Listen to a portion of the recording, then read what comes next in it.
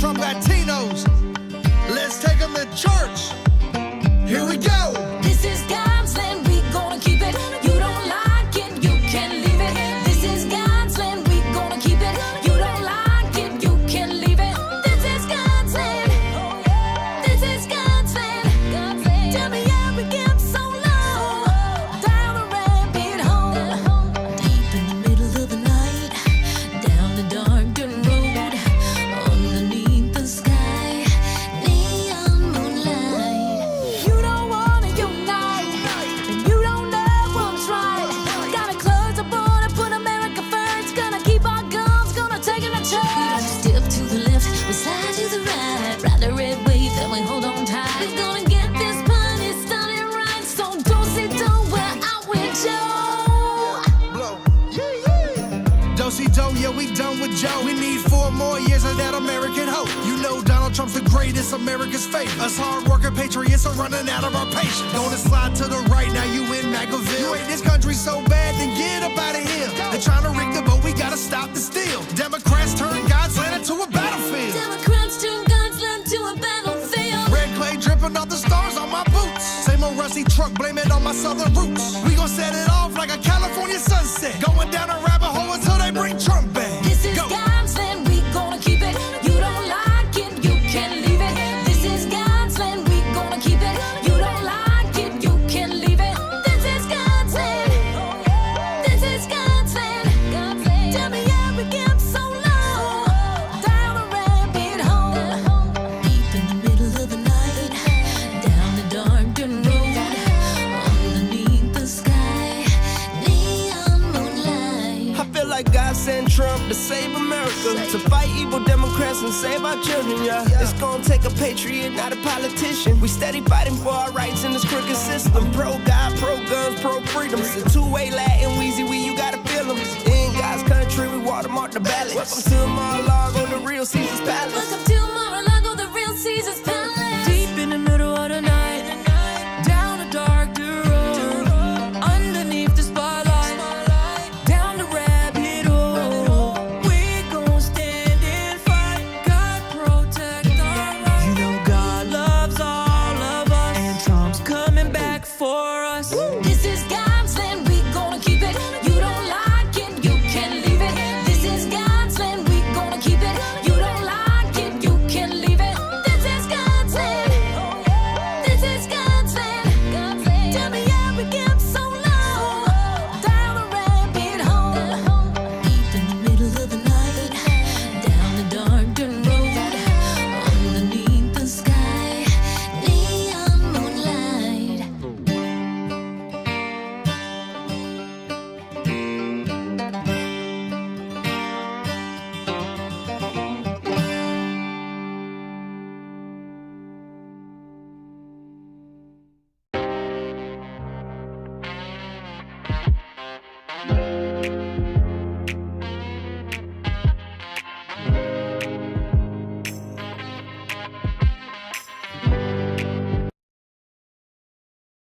All aboard the Trump train.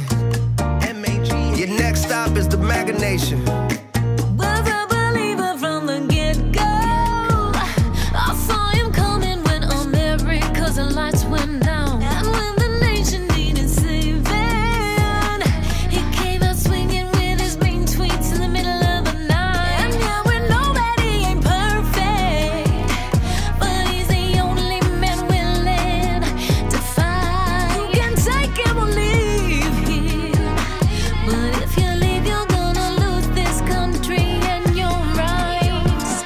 Yes, I'm a Jew and I'm a Jew for Trump. So go and tell Kanye, shut up. I came from LA and I know what they say, but I was on the Trump train from the first day. And now Taylor Swift's gonna rig the election. She can't even make a good boyfriend selection. Man, Hollywood sucks, and yes, that's a given, but I'm in Miami, South Florida living, and the only place I go is to Mar-a-Lago. The Hispanic vote's worth more than some tacos, and God knows this is our last chance.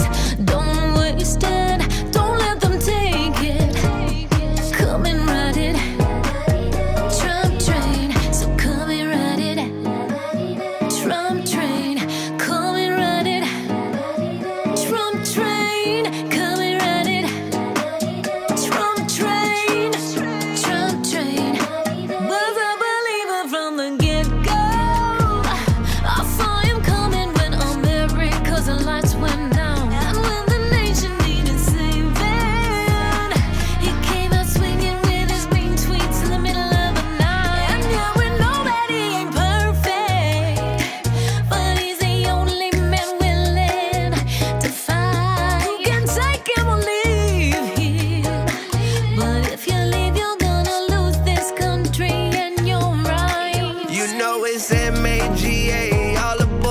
Trump train. Democrats stay in your lane. We at the YMCA. We do this for MAGA Nation. While Biden's on vacation. Gotta close the border. Gotta pray for Texas. They getting invaded. Keep Trump on the ballot. Put Hillary in jail. In the land of the free, feeling like I'm in a cell. Put America first, not Ukraine. Liberals insane in the membrane. I'm a trendsetter, you a pretender. Trump 2024, the only contender. Haul aboard to your destination. Next stop is the MAGA Nation. Welcome to MAGA Nation. Welcome to MAGA Nation. Welcome to MAGA Nation. Welcome to MAGA Nation. My señorita, you voted red, I need to keep you. It's the people's voice, he's the people's choice. I moonwalk to the White House. Latinos gonna flip. From blue to red, we switch. Kamala is a witch. Joe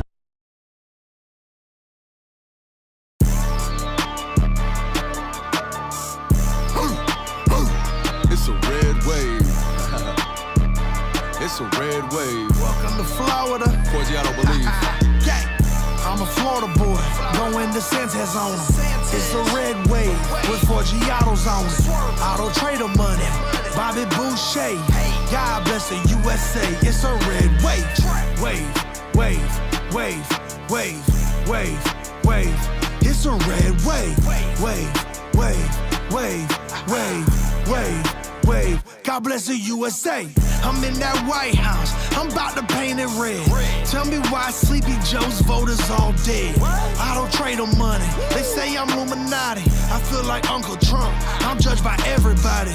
This a spaceship. I stacked up all my STEMI checks. I bought 1,000 islands in a ranch. I'm triple blessed, but I'm a blue cheese type of dude. Rubber band and stack it up. Still got my lunch money from middle school. I got my top drops. I'm going JFK. Is that a Holy Ghost? Nah, this a race. Mar-a-Lago, baby. You know we spoon-fed. Only color of that Kool-Aid that I drink is red. I'm a Florida boy, going to Santa's on him. It's a red wave with 4G autos on it. Auto trader money, Bobby Boucher. God bless the USA. It's a red wave. Wave, wave, wave, wave, wave, wave. It's a red wave. Wave, wave, wave, wave, wave, wave. God bless the USA.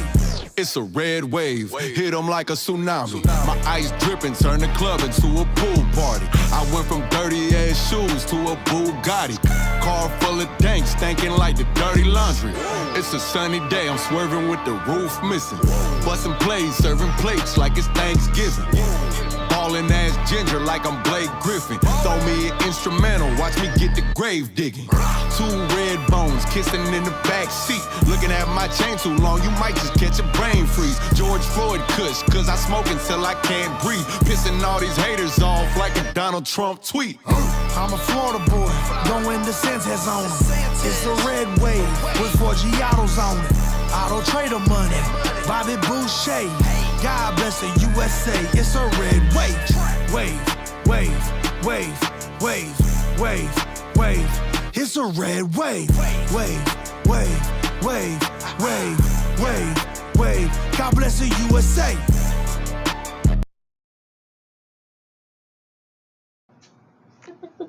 Top hour, people. Going live at 7. ZhpX Live News coming live.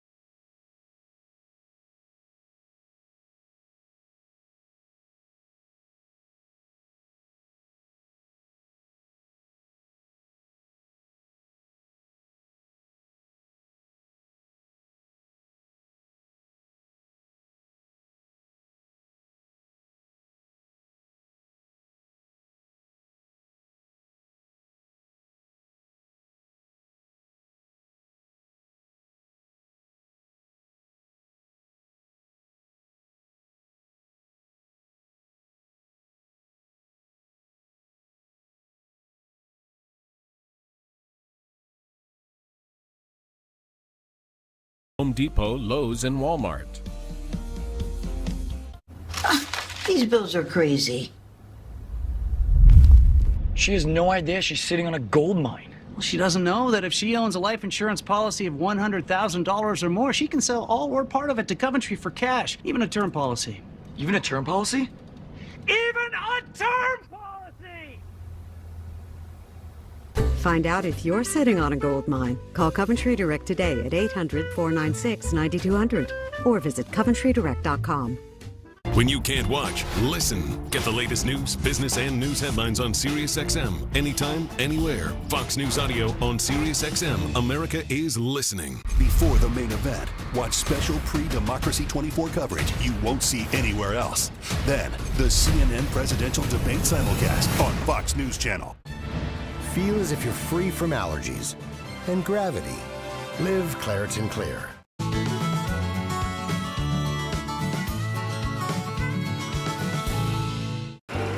USPS Ground Advantage te da el advantage que tu negocio necesita. Un advantage de confianza, con entregas a tiempo. Un advantage de valor, con seguro de protección. USPS Ground Advantage. Un advantage para tu negocio. Holidays are here again. The Bargain King is your best friend. Folks, the cheap just got cheaper. At Ollie's, everything in our store is 15% off. And we mean everything. Hurry in. Ollie Days absolutely end Sunday, June 30th. Ollies.us. Ollie! Good stuff, cheap!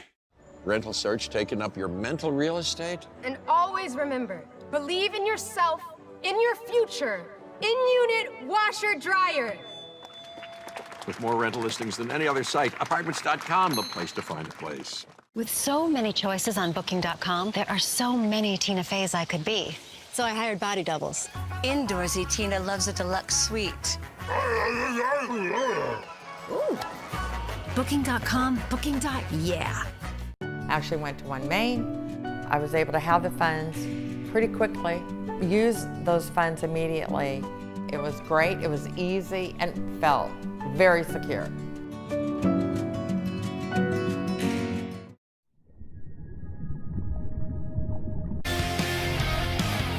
Ahead of tonight's debate, we sent Johnny out to see what people are expecting.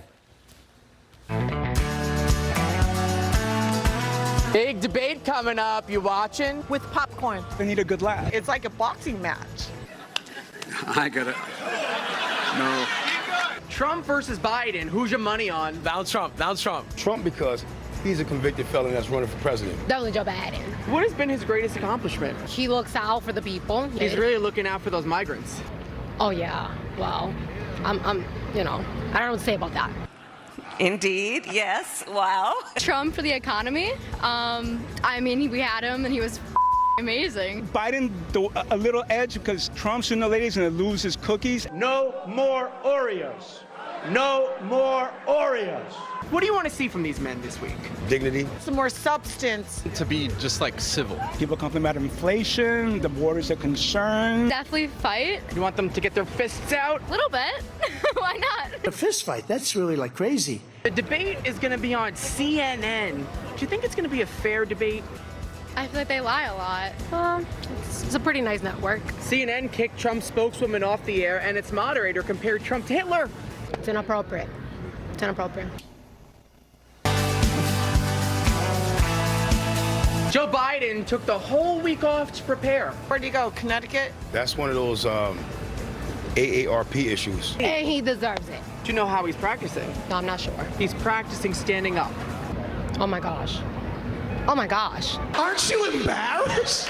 What advice would you give Donald Trump and Joe Biden? Take your vitamins early in the morning, gentlemen. Mr. Trump, keep your rants in check, address the issues. Joe Biden, keep practicing standing. Let Trump have the win because this country needs it badly. Biden, please be focused. Oh, it's focused. CNN is muting the mics of the other guy when the other guy's talking. Is that a good thing? If somebody's saying the wrong thing, you should be able to jump in. You don't want to miss that. You want it raw. You want it live. When they begin to interrupt each other, it becomes very messy. I don't care how many people come up here. Nobody's taking over my mic, okay? Nobody. Donald Trump wants Joe Biden to take a drug test. Should he do it? For what? Viagra? Well, marijuana's legal, by the way. You should just be like, fine, I'll do it. And then like nip that in the bud right there. Why the hell would I take a test? Come on, man. If you were Donald Trump, when you get on that debate stage with Joe Biden, what would be the first thing you tell Joe? You're an idiot. Good morning, Sleepy Joe. Joe Biden, you need to drink some more water because your brains is being exhausted. Joe, you are fired. Crooked Joe, you're fired. Get out of here. Pretend you're Joe Biden. You get on that debate stage, what's the first thing you're telling Trump? Skibbity bop, bobbity boo bop, or Scooby Doo. Off. I would shake his hand. He's gonna need practicing shaking hands too. Well, yeah. Help me. Like, actually help. He can't do anything. He needs help. I need help. I need help. Who are you voting for? Biden. Definitely Joe Biden. Donald Trump. Donald Trump. Donald Trump, all the way. Trump is the Antichrist. I'm voting for the Antichrist. I knew this was going to happen. Who is that? Trump's a racist. Fox News is going to be simulcasting the debate, and Jesse's going to be on at 7. You're going to be watching? Yeah, I'll watch it. I'm going to watch it on Fox. Fox is more fun. Your waters, but this is my world. Just over 1 hour to go until Joe Biden and Trump take the stage in tonight's debate. We all know there isn't any love lost between these two guys. Will there even be a handshake? Do you think that President Biden should call Donald Trump a convicted felon on stage tonight? Well, he has before, and look, if it looks like a duck, walks like a duck, quacks like a duck, it's a duck. He's a convicted felon, and that's just who he is. Should President Biden shake Donald Trump's hand? Does he deserve that? Well, that's up to President Biden, and I'm sure there's no love lost there. I wouldn't shake his hand. Fox News contributor Charlie Hurt and former White House press secretary Kayleigh McEnany joins me now. Kayleigh, what happens if they do go to shake and Trump just goes like that? That'd be nice. I don't think either guy would do that. And I was trying to remember back, because I was at both presidential debates with Trump. Did they shake hands? I don't think they did because of COVID. Oh. So this may be like that first test. If they do shake hands, I don't think either man should refuse it. It's a bad look. It's not a good way to start. And that is totally wrong about leaning in on the convicted felon language. If Biden wants to quit his day job and become the biggest fundraiser for Donald Trump, lean into convicted felon. I know his campaign's doing it. If he does that tonight, Jesse, it would be a real folly and downfall, I think. Not a good look. I don't know, Charlie, can you shake the hand of a guy that's trying to throw you in prison for the rest of your life? I might just go in and go, boom, right there in the midsection. And literally thinks you're Hitler. Yeah. Because I think everybody agrees on what you're supposed to do if you meet Hitler before Hitler became Hitler. It's kind of insane. And the idea that Casey Hunt is sitting there acting like basically a campaign advisor and goading Cedric Richmond into calling him a felon and trying to stir up this notion that Joe Biden would even deign to shake his hand. It really does tell you where CNN is coming from in this debate. Kayleigh, we're looking live at the spin room here. How effective is this? You get these guys out there right after the whistle is over. My guy sucks, your guy's the worst, da da da da da. Does that actually manipulate the news the next day? It does. And it's interesting when you look at the list of who's there. I mean, Trump has the best surrogates. This is VP tryouts, essentially. Oh. He's going to have Tim Scott there. He's going to have Doug Burgum. He's going to have Vivek Ramaswamy. They're trying out for that VP spot. I just looked at the list of Biden surrogates.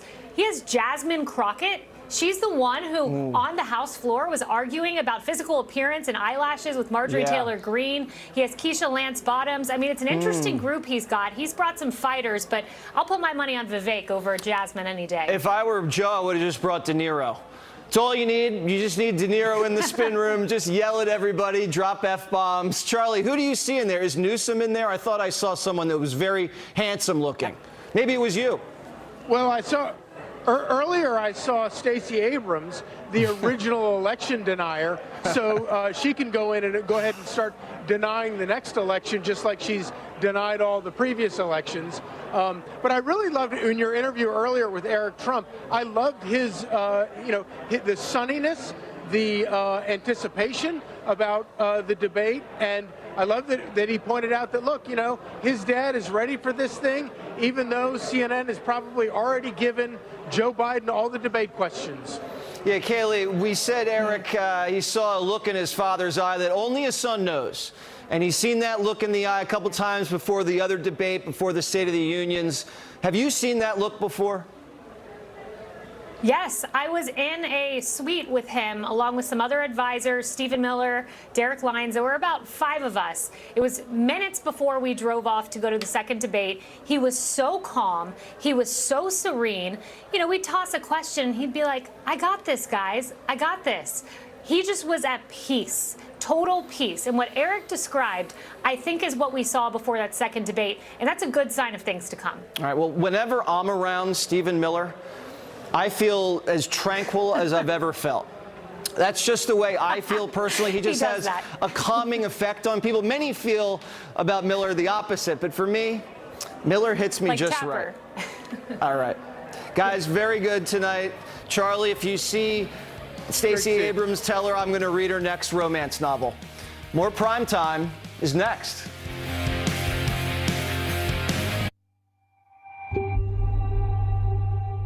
Lord, you know what's on our hearts. You know where we struggle.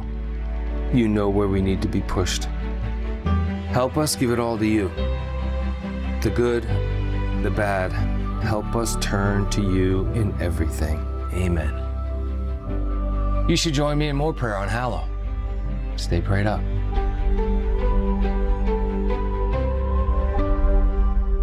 Joe Biden opened our borders. Then, guess what happened? Laken Riley, a college student, was savagely murdered on a run in Georgia. Mother of 5, Rachel Morin, was raped and murdered in Maryland. 12-year-old Jocelyn Nungaray was savagely killed in Texas. All 3 brutally murdered by illegal immigrants, authorities say. All 3 gone because Joe Biden allowed criminals into our midst. The horrors won't stop until we remove Joe Biden from office. Defend US PAC is responsible for the content of this advertising. At SimpliSafe, your safety is the only thing that matters. We designed smarter ways to detect motion for fast emergency response. We create HD cameras so you could see what's happening in your home from anywhere. All powered by Fast Protect technology. Exclusively from SimpliSafe for faster police response. Now install our advanced system your way. Have a pro set it up or easily do it yourself. There's no safe like SimpliSafe. Bass Pro Shops in Cabela's stands tall in our unwavering commitment to honoring our heroes. We extend our gratitude beyond words by proudly offering a legendary salute discount to those who protect our freedoms. Our dedication to those who selflessly serve us runs deep within our DNA. It's not just a discount, it's a commitment to making a difference. Because every day is a chance for us to say thank you. Bass Pro Shops in Cabela's. Your adventure starts here. You know what's crazy? That this is better than cooking at home? I mean, more affordable than groceries. Of course. Good. Groceries are expensive. Thought I was in trouble there for a sec. Oh, you are. I avoided the mirror. I felt alone for a long time. I remember going home and praying for it to go away, not thinking it was something wrong with me. I go into a lot of things thinking it's not going to work, and I thought muesli would be the same thing, but it actually worked. More than 700,000 patients have regained their confidence with Muesli's prescription treatments. When you're hopeless and then you find other women who are in the same boat as you suddenly feel okay. We're going to get out of it together. That's what Muesli did for me. Hi, I'm Sally. I'm from Phoenix, Arizona. I'm a flight nurse on a helicopter that specializes in trauma. I've been doing flight nursing for 24 years. I had a fear that I wouldn't be able to keep up.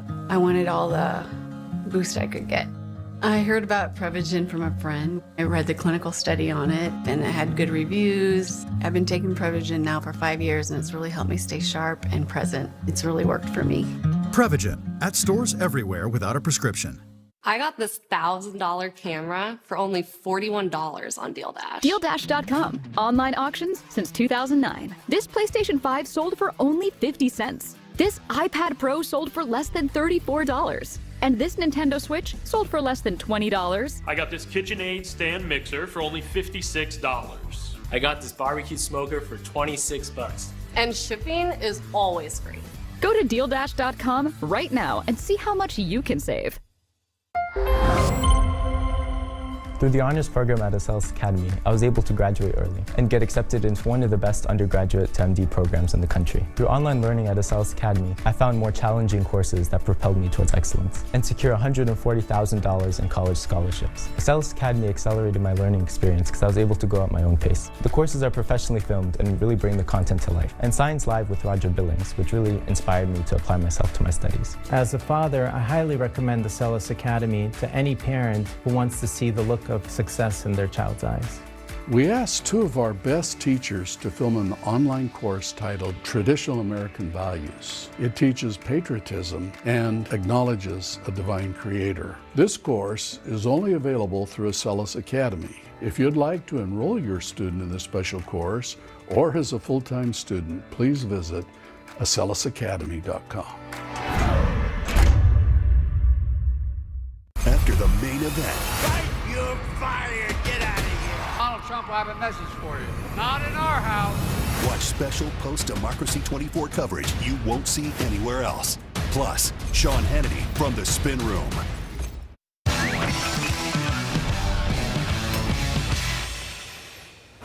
Go into this debate with no expectations. Think about the fact that anything could happen. Donald Trump could rap. Joe Biden could throw his pencil at Trump. Jake Tapper could choke on a chicken wing and need mouth-to-mouth from Dana Bash.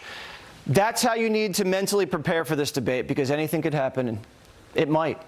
Let's do text.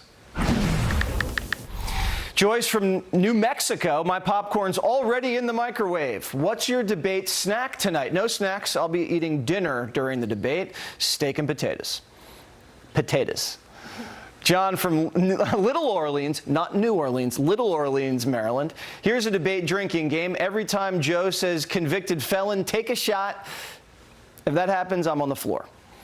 Erica from Texas. If Biden does well in the debate, does that mean Robert Hur was wrong and that Biden actually is competent enough to stand trial?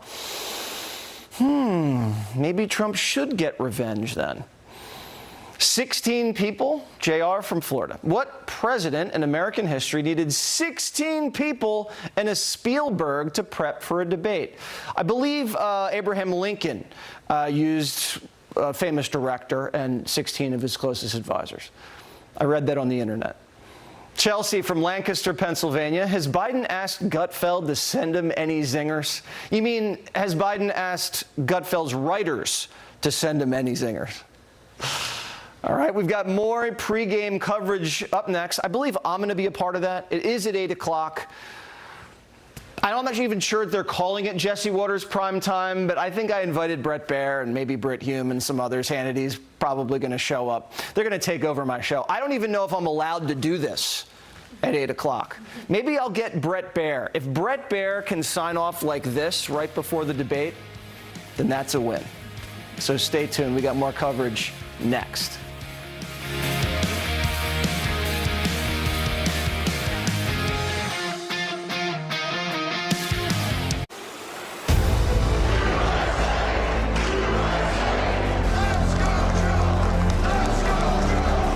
Tonight. He's crooked.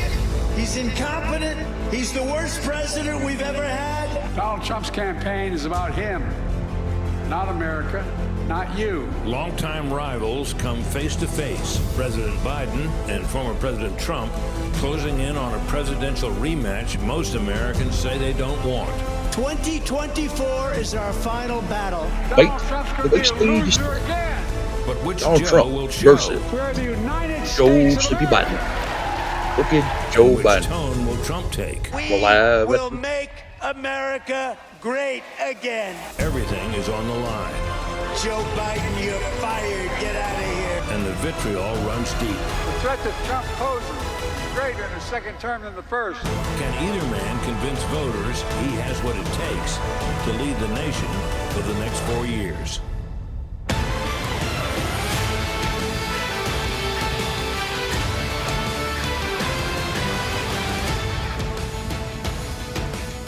It does not get much bigger than this. President Biden and former President Trump about to take the stage in Atlanta in a presidential debate like we've never seen before. Good evening. I'm Brett Baer. Good evening, everybody. I'm Martha McCallum. Thank you so much for joining us tonight for the presidential debate, which we will air live from beginning to end right here on Fox. And joining us tonight, we have a fantastic team here in New York. Harold Ford Jr., Dana Perino, Jesse Waters, Kellyanne Conway, and Brit Hume. Sean Hannity is in the spin room in Atlanta, where 1 hour from now, Joe Biden and Donald Trump will come face to face for the first time in 4 years. It's the earliest presidential debate in history, and polling shows the vast majority of voters will be watching tonight. Topping Americans' concerns, the economy, the border, foreign policy, mental acuity is also a question in a race between the two oldest candidates in history. The candidates may be older, but the campaigns are projecting confidence, both vowing to draw a stark contrast on this stage tonight. President Trump has a great opportunity to highlight his strength with Joe Biden's weakness and his success with Joe Biden's failures. Tonight is an opportunity for President Biden to communicate directly to those voters that are going to decide this election. All right, so here are some of the particulars. We know that President Biden chose to be on the right side of the stage. The former president, Trump, on the left. The former president opted to have the last word during the closing statement, and President Biden will go first during that period. And then there are the rules. The moderators will mute the candidates' microphones when it's not their turn to speak. No live audience. The candidates can have a pen, paper, and water on stage. No pre-written notes. It is really a debate like none we have seen, and we will be watching it all right here just a very short time from now. So get ready, folks. Let's bring in our panel.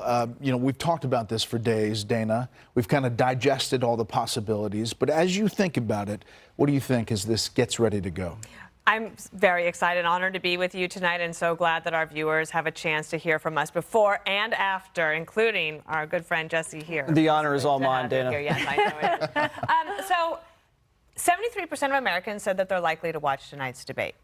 And that means that, yes, as both of the spokespeople from the campaigns today said, finally, now you have a chance to talk directly to the American people. A lot of our viewers, day to day, they're paying very close attention. They know a lot of the details. But most Americans don't necessarily know all the ins and outs, and so they want to hear a couple of things. One, how do you defend your record of the last 4 years, Mr. Biden? But also, really, what would you do in the next 4 years? And it matters much less, as much as I like us, what the press reaction is going to be to this, or the pundits' reaction is going to be, because the Americans are going to be able to see it with their own eyes, just as they have in the last few years with the prices that they're paying and these things that they're seeing on immigration. All right, let's bring in Sean. Sean Hannity is in the spin room tonight. So, Sean, give us a sense of what it's like there and what you're looking for this evening. Well, first, the spin room is a lot of fun. I see all my friends in the media. They happen to be really big fans of mine, so it was interesting walking in the room. Well, number one, it's great to be with all of you. Thank you for letting me be a part of this. I think what Dana said is right on. What Americans, if you look historically, what drives elections? Peace and prosperity. Okay, then we go back to the famous question of Ronald Reagan. Are you better off than you were 4 years ago? Okay, are our borders more secure? I don't think so. I think that will be a very big issue, that a theme that Donald Trump is likely to go back to again and again throughout the evening, regardless of what question he's asked. On the economy, Biden inflation, 25% of Americans, they said that they are foregoing meals. 2/3 of Americans say economically they are gasping for air, their words. Then you go to the issue of law and order and safety and security. Well, how has no bail, defund, dismantle, reimagine the police been going? What is America's role on the world stage anymore? War in Europe, war in the Middle East? I would argue that President Biden has a lot of explaining to do. In many ways, I argue that he surrendered in the war on terrorism. If these topics are the topics that come up, I think they will strongly favor President Trump. For those that are wondering if President Trump is going to allow the moderators or Joe Biden to upset him, I would say I don't think there's a chance. I think he's very dialed in. The time I spent with him interviewing him at Mar-a-Lago, he was as focused as I've ever seen him, and I've known him for many years prior to him even getting into politics. But Joe Biden's going to want to talk about democracy in peril, January 6th, who won the 2020 election, will you accept the results of 2024? I hope they spend more time on the future than on the past, but that's to be seen tonight. It's going to be exciting there in the spin room. Harold Ford Jr., you heard what Sean said. What does the Biden campaign, what does Joe Biden have to do on that stage? Well, it's good to be here, too. I think everybody's framed it about right. This is the first time America will see these guys side by side. We get the chance to watch them because we're so steeped and invested in this daily. We see them apart from one another, railing on one another and saying things that are true and untrue about one another. But here they'll have a chance to stand side by side and be serious. I hope that President Biden is serious about talking about his progress that he's made on the economy. We have created a lot of jobs. There are $3 trillion companies, market cap companies in our economy. No economy has ever had that. 800,000 manufacturing jobs. But he's also got to be honest about the challenges that families still face. High price of gas and food. Jesse talks about it a lot on the show. And he got to give us a vision for what the next 4 years will look like if he's reelected. The border is probably the toughest question for the president. President Biden, that is. He's going to have to explain what took so long to act with the executive orders. And he'll probably counter with President Trump, say, why won't you give Republicans the leeway and permission slip to do a bill? We'll see where the country stands out on that. And finally, I do think these issues around January 6th and some of the fitness issues, depending on how he frames them, President Biden, it could be effective. But the economy and the border are issues the president's going to have to answer up front and with some seriousness and with some believability at the beginning of the debate. You know, Britt, it's interesting. I was flipping around watching some of the coverage earlier before I came down here, and I was very interested to hear on other channels that they were saying, you know, this is a real test for Biden tonight, that they want him to stick it to Donald Trump. They want to make sure that America sees what he did, that, you know, the insurrection, all these things. This was a very fired up conversation. And I thought to myself, you know, is this one of the reasons that we're here on June 27th? Are they still, some of them, the pundits, maybe not the rest of America, you know, testing him tonight to see if they might want to go another route? Well, I think, Martha, this is interesting because I don't think I've ever seen a presidential campaign in which each candidate was the other's best hope. We talked about this before. The Biden team very much wants this election to be about Trump. And, of course, that takes them backward to the things about his record that they think people don't like. Trump, on the other hand, very much wants the election to be about Biden and his record. And, of course, we have the overarching question that I think, you know, will be the first question people kind of want answered tonight is that how's Biden doing? How well has this week-long, I think, unprecedented time alone, or at least away from the Oval Office, preparing, how much effect has that had? How much good has it done him? And what will he seem like? Will he seem like the man who seems so much lost at times, his memory fails him, and who seems to freeze from time to time? Or will he be sharp and on it like he used to be years ago? We'll see. I mean, Kellyanne, 7 days at Camp David is really quite something. I mean, there's going to be some built-in lines there that have come out of all that practice. But how it's delivered and those moments that are intangible right now, 50 minutes away, that's what we're looking for. I think the Biden people took a real gamble by taking Joe Biden off the stage and leaving the pulpit all to Donald Trump. Hillary Clinton did that in 2016, and the big media narrative at the time, Brett, was, well, Hillary takes the debate seriously, so she's taking the next 5 days off. Trump's out there. You know what we were doing? We were 7-8 stops a day with the people. And that's the way Donald Trump prepares for these debates. The best way he prepares is by going into the South Bronx and Wildwood, New Jersey, and you name it, on podcasts, on television shows, talking about his record. Donald Trump needs to bring people backward to how they felt, I wouldn't say 4 years ago, but 5 years ago, when we had record growth and low inflation and low interest rates and the like. He needs to bring people back to that and then project them forward. I want to say this. I think everyone has overthought this debate except Donald Trump. I think the Biden people showed that their candidate needs more rest and more rehearsal. I think there are a flotilla of pundits, the flurry of coverage. The one person who seems calm, cool, and collected is Trump. And the way he prepares is by talking about the binary choice. And I just want to say this as somebody who knows him. I was the last person he talked to before he went out to the very first general election debate against Hillary at Hofstra University in September 2016. I've been in that spin room. I've been feet away from him. I've been in all the prep sessions in 2016 and 2020. This is a man who feels that if you go to that podium and you project confidence, competence, and strength, and the word strength is incredibly important tonight. People want a strong economy, strong border, strong America. They want a strong military. They want to feel that the opposite of strength is weakness, but the opposite of strength is also failure. And I think for President Trump, he's going to show tonight why it is he's expanding his entire party and unifying it while Biden's is contracting. Jesse, your thoughts? I strongly disagree with Kellyanne Conway. There is one person who's not overthinking this debate, and that's me. You don't have the mute, by the way. Oh, yeah. We're going to get one of those. I said before, I feel like the least qualified person right here, and then Dana looked at me and she said, well, we need to hear from a layperson. So as a layperson, it's simple. Joe Biden needs to talk to his base. Joe Biden's base is a mess. So if he can go out there and show his base that he's alive and really rip up Donald Trump, that's going to galvanize the party. It's going to galvanize the money guys. And there's not going to be nomination anxiety, because there's a lot of nomination anxiety out right now. Donald Trump needs to go out and talk to the whole country. He can talk to Democrats, too, because there's a lot of Trump-curious Democrats. So if he is calm and collected, and calm is the key word, don't get triggered by you're a genocidal wannabe dictator, twice convicted felon who's going to lock up your rivals. No, don't take that bait at all. Say, Joe, be condescending. Not going to lock up anybody, especially you. Go retire, have some ice cream. I'm going to be too busy fixing the mess that you created. And just tell everybody what your 4 years was like, what Joe's 4 years was like, and make it about the American people. Don't make it about Trump. There you go. The layperson. The layperson will surprise you. Exactly. Now, we do have microphones and amplifying systems and everything. I'm always screaming. He yelled at me in New Hampshire, too, for screaming. I remember. All right.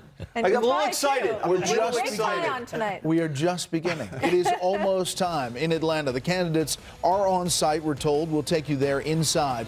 Their final preparations as our pregame coverage, loud, soft, whatever, continues after this.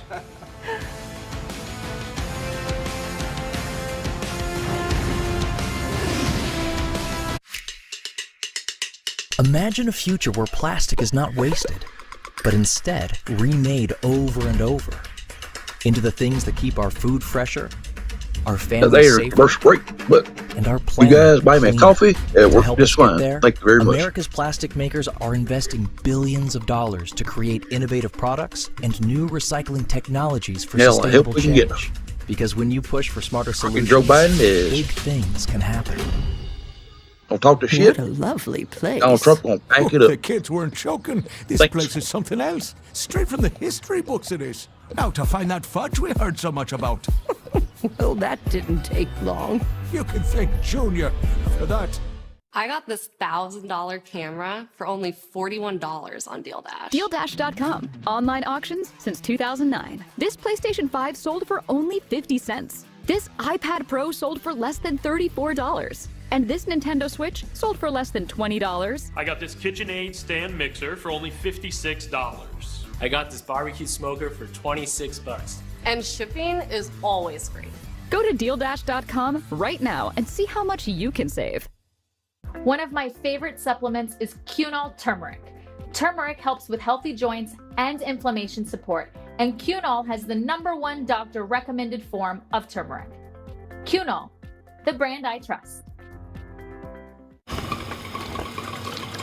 We know you care. But if this is all too real for you and your loved ones, make the call. Because we care too. Home instead. To us, it's personal. Here's why you should switch from Google to DuckDuckGo on all your devices. DuckDuckGo comes with a built-in search engine like Google, but it's private and doesn't spy on your searches. And DuckDuckGo lets you browse like Chrome, but it blocks cookies and creepy ads that follow you around from Google and other companies. And there's no catch. It's free. We make money from ads, but they don't follow you around. Join the millions of people taking back their privacy by downloading DuckDuckGo on all your devices today. Nice Oakleys, Stipe. Where'd you get them? GovX.com. Hey, Stipe, nice boots. Where'd you get those? GovX.com. Use it. Exclusive deals for first responders, military, and law enforcement only at GovX.com.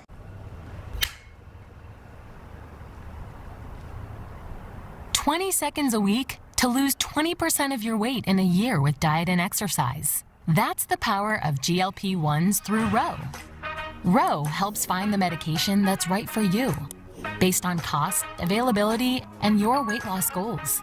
Losing weight with GLP-1s is possible through Ro. Connect with the provider today at ro.co/20. After Trump and Biden face off, watch special post-Democracy 24 coverage you won't see anywhere else. Plus, Sean Hannity from the Spin Room.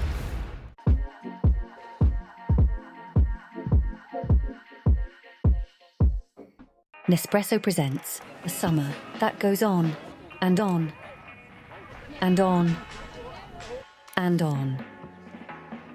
Introducing Pantone. It's as easy as 1, 2, 3, floor. LL Flooring, every step covered. Fact versus fiction with Bathfitter. Fiction, it's too expensive to remodel your bath. Fact, with Bathfitter's tub-over-tub process, you'll get the bath you want to fit your budget. Bathfitter, it just fits. Go to bathfitter.com to book your free consultation.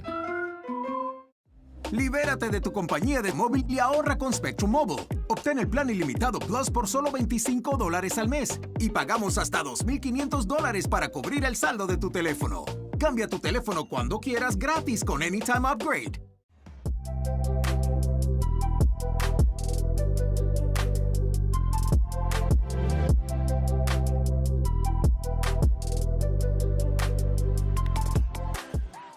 Scooter's Coffee's made for kids too, with a fun kids combo. Let's go to Scooter's Coffee.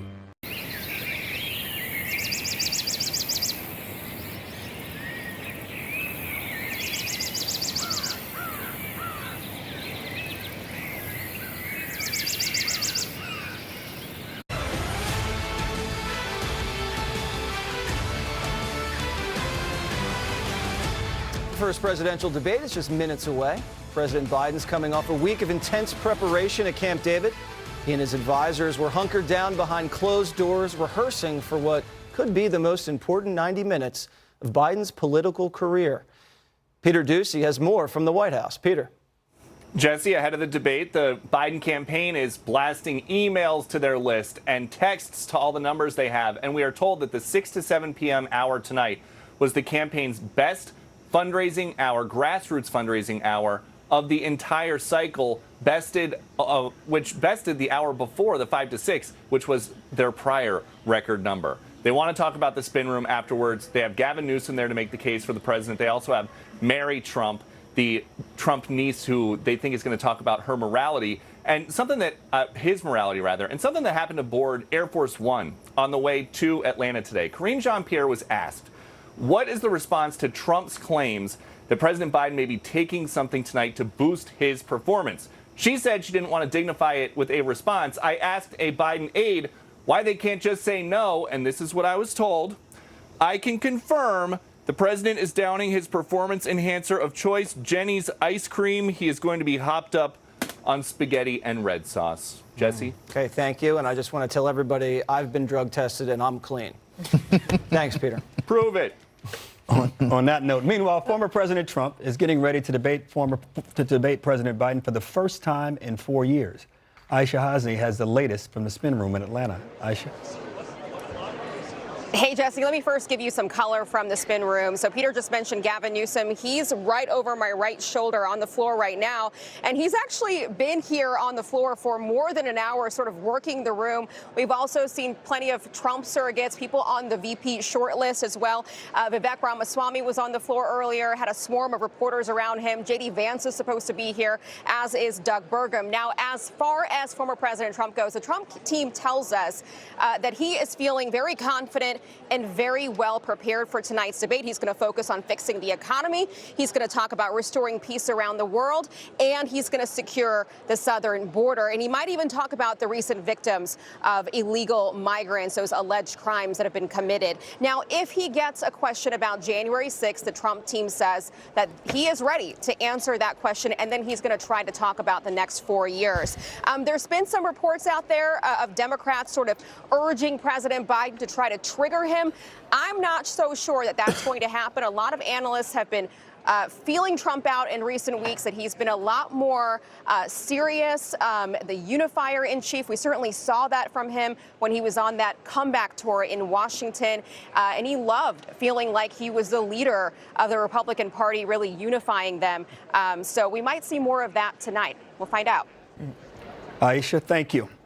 Harold, have you ever been confused for Jesse? Just tonight. Just tonight. Maybe some other people that look like me. But. All right. Listen, let's go back down to the spin room. Sean Hannity's there. Sean, we were talking a lot before in the days leading up to this about the tone and tenor that the former president is going to take and what he's bringing to the table. You know him better than most. What do you think he's coming with in 39 minutes? Well, I can tell you, I know a lot of people that have been around him have been very, very clear that he really has to be measured. If I were to talk about what I think we're going to expect tonight, tone, pitch, cadence, humor, intelligence, and a real focus on the future from him. Look, he knows that Joe's going to try and bait him, call him an insurrectionist. He's going to say democracy's in peril, January 6th, convicted felon. All of that, they've all anticipated that, all the people around him that I've spoken to. But I think all of that is going to lead to Donald Trump, having a few lines of his own, and there are a lot of vulnerabilities that we expect.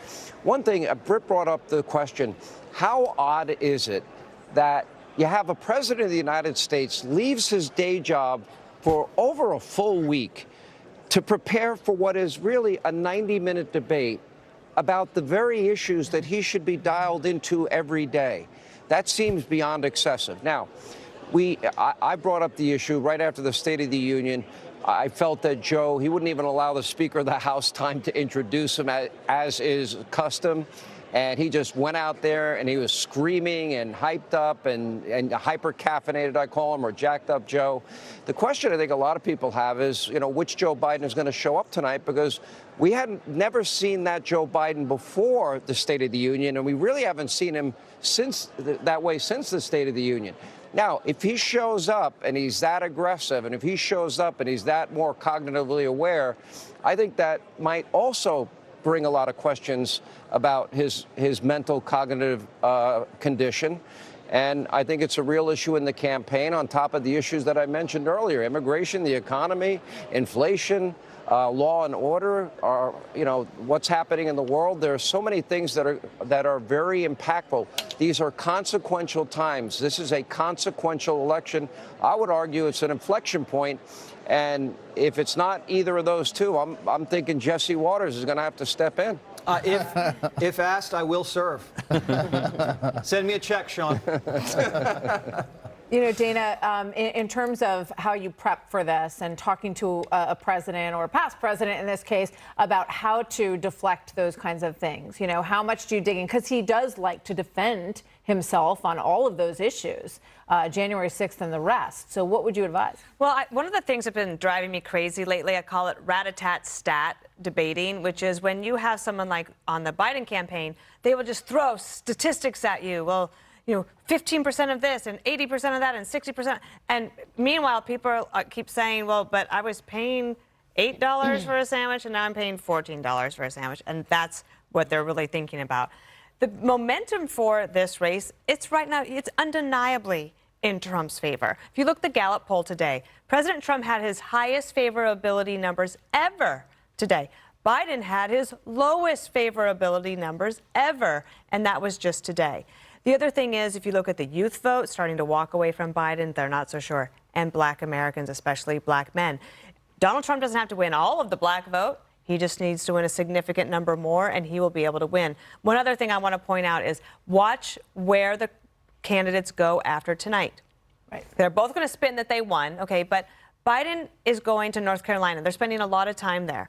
Why? I was very curious about this. Well, one of the people I talked to today, and Kellyanne will probably be able to either confirm or correct me, is that the Biden team has basically felt that Arizona and Georgia are gone. So they're trying to figure out, is there a Trump state that they can flip?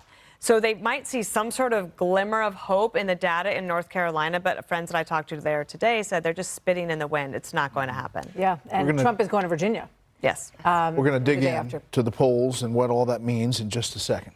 And we'll be just taking a break. We're just a few minutes away now from this debate that many thought would never happen. Remember, so many people all over, oh, it's never going to happen. I always felt that it would happen personally. So here we are tonight. Historic rematch about to happen. Plus, Karl Rove joins the conversation as our pregame coverage continues.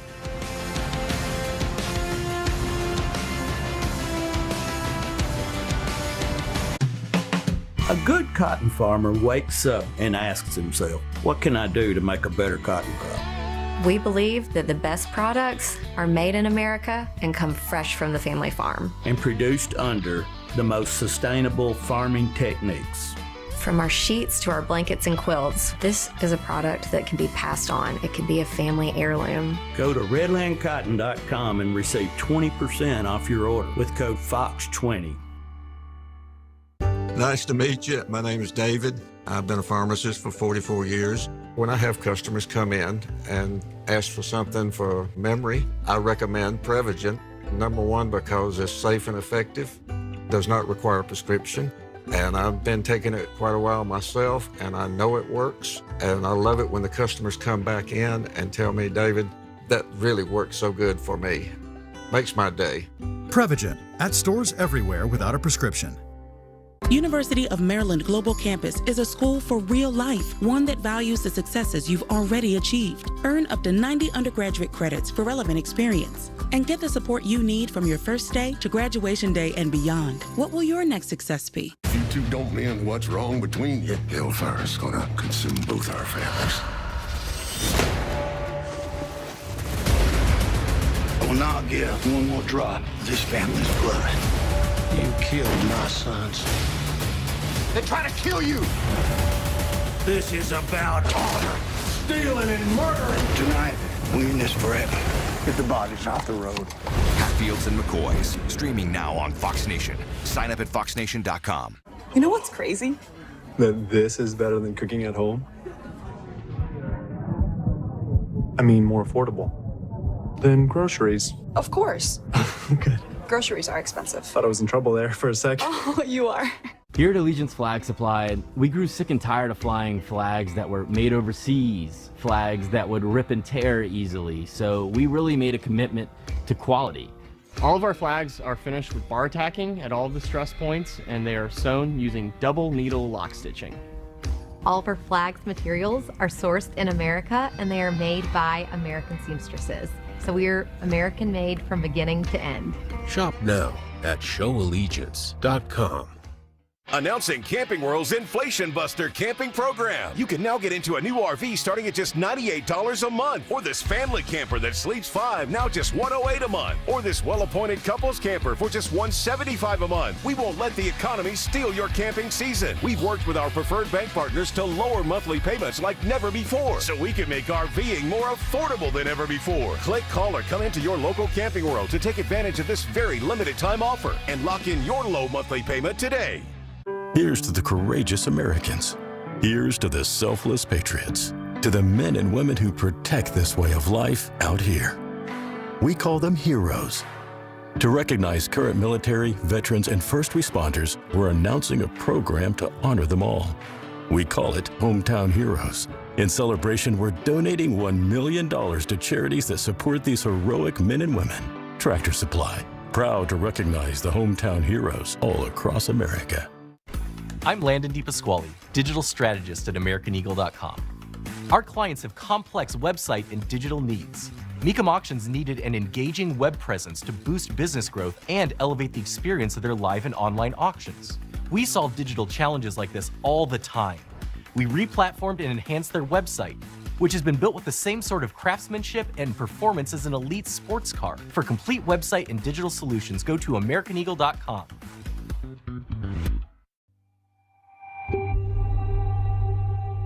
Lord, you know what's on our hearts. You know where we struggle. You know where we need to be pushed. Help us give it all to you. The good, the bad. Help us turn to you in everything. Amen. You should join me in more prayer on Hallow. Stay prayed up.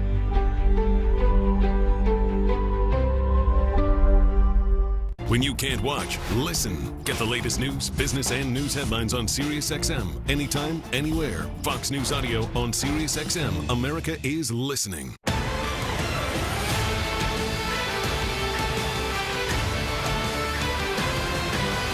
Okay, here we go now. It is almost go time in Atlanta. President Biden and former President Trump are about to hit the We are stage. live. And it is the first debate in more than 30 ZhpXnews. years that is not organized by the Commission on continue to Presidential watch. Debates. Chad Pergram has a story on how it all came together. Hi, Chad. Dana, good evening. Both President Biden and former President Trump took their feud outside, as in outside the Commission on Presidential Debates. Mr. Trump offered a dare to President Biden.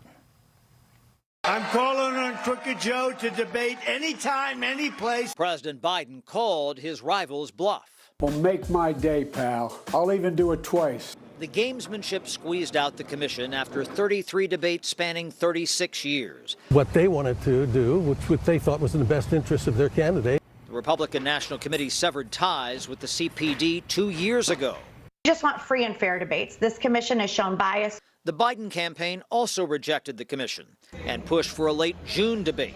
The campaign demanded certain rules, including cutting off a candidate's microphone. Since 1960, debates forever fused the presidency and television. The Republican candidate, Vice President Richard M. Nixon, and the Democratic candidate, Senator John F. Kennedy. Debates converting TV airwaves into an electronic campaign whistle stop.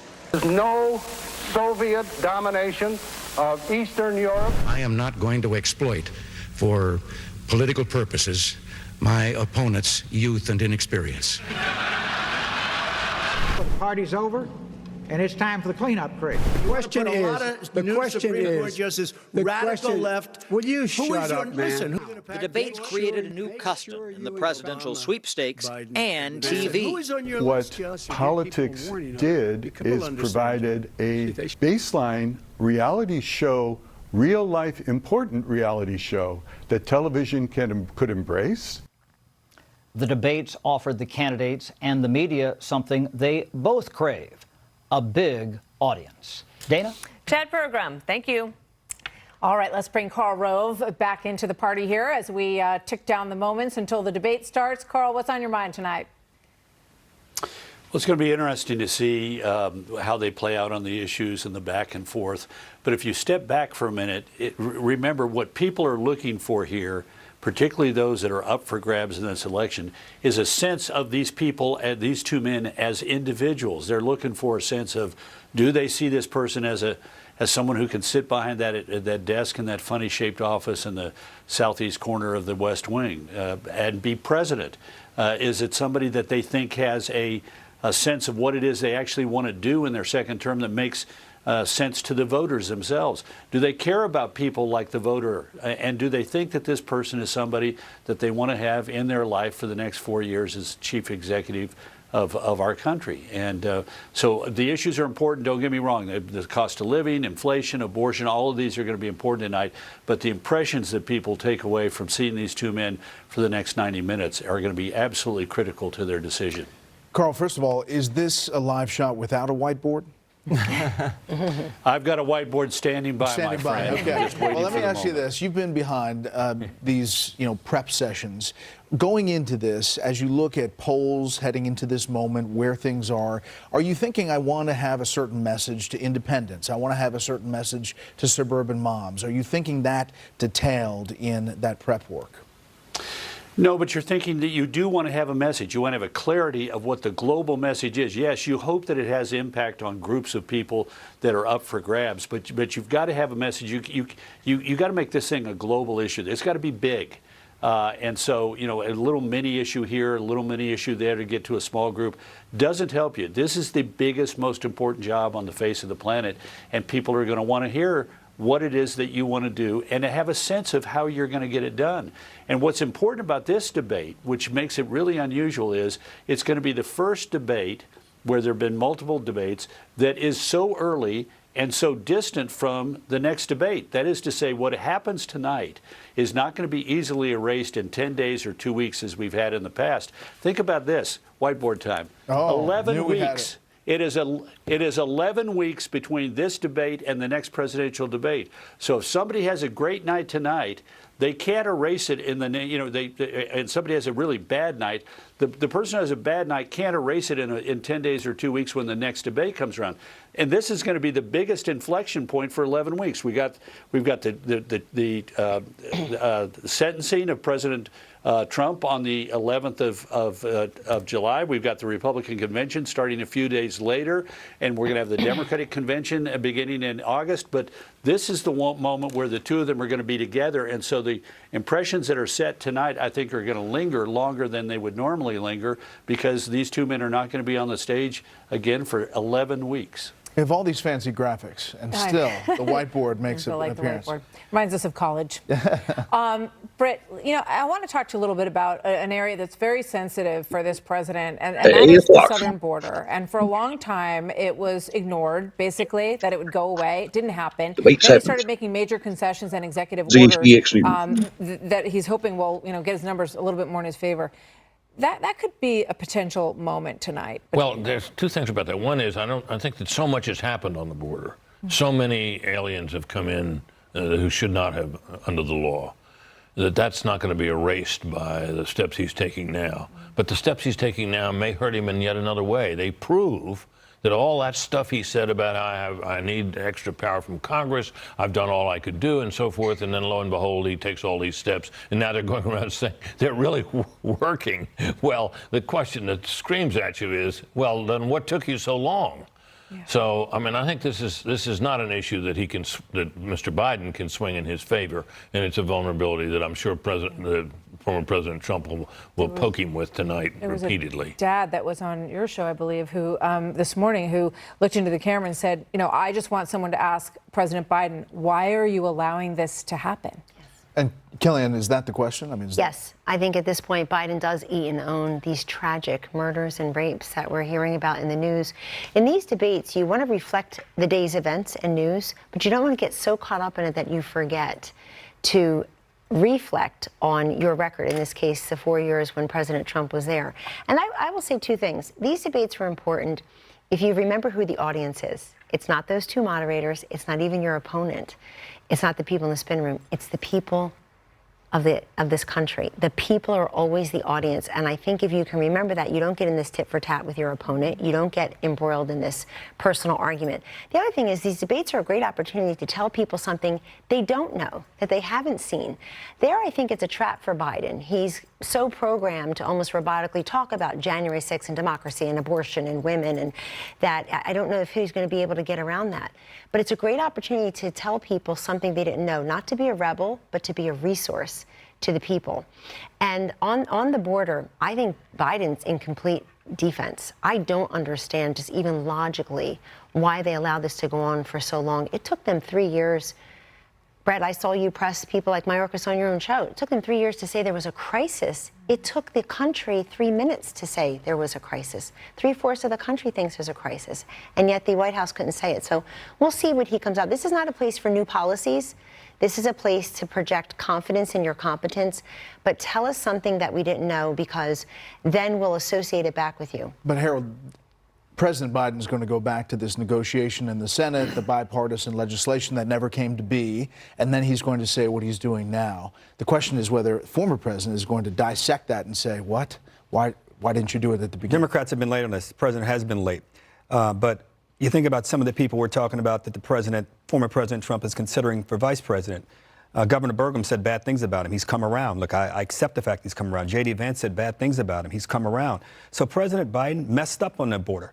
He's finally come around right. And only point that some Democrats make, and it'll be interesting to see how President Biden makes it tonight, is the Democrats and Republicans, we don't live in a dictatorship. You have to let Democrats and Republicans hash out agreements, and they did. And President Trump, I hope he's asked the question tonight, did you ask Republicans to not vote for that bill? And if you did do that, why?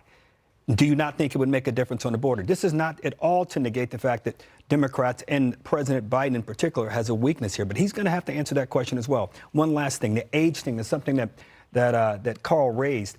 We hear President Biden, Trump talk about President Biden's age all the time. The country's going to see them stand side by side. Both of these guys are old. And we are going to have an opportunity to see I think the country is going to have an opportunity to assess what that means. In foreign policy, September, think you had Netanyahu and you had MBS. Think about how close they were to an agreement there. You'd have been part of the Nobel Peace Prize process if that had happened. Here we are today in a totally different spot. The two of them will have a chance to answer that question as well. I'm going to be listening. I have a favorite in this campaign, but I want to see what President Trump says he would do in the Middle East that President Biden is not doing. Jesse, you look like you want to weigh in. I know. Oh, well, Carl, it really made me think. No one's ever really done that before, but he made a great point that you have to talk about your vision. And have you heard what Biden's vision is for the next 4 years? I haven't heard any specifics. No. I haven't heard how he's going to bring down inflation. I haven't heard any real border policy changes. He's actually not cracking down on the border. He's a travel agent, Harold. He's flying people here. So that issue is off the table. That is a dead, lost issue.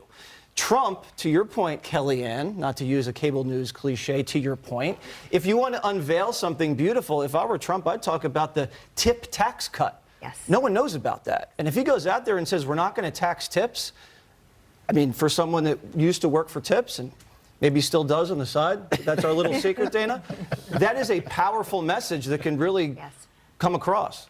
Yeah. And I think it's why you hear President Trump talking a lot about hope now, you know, in terms of giving people something to lift up and look forward to. So we'll see how they do.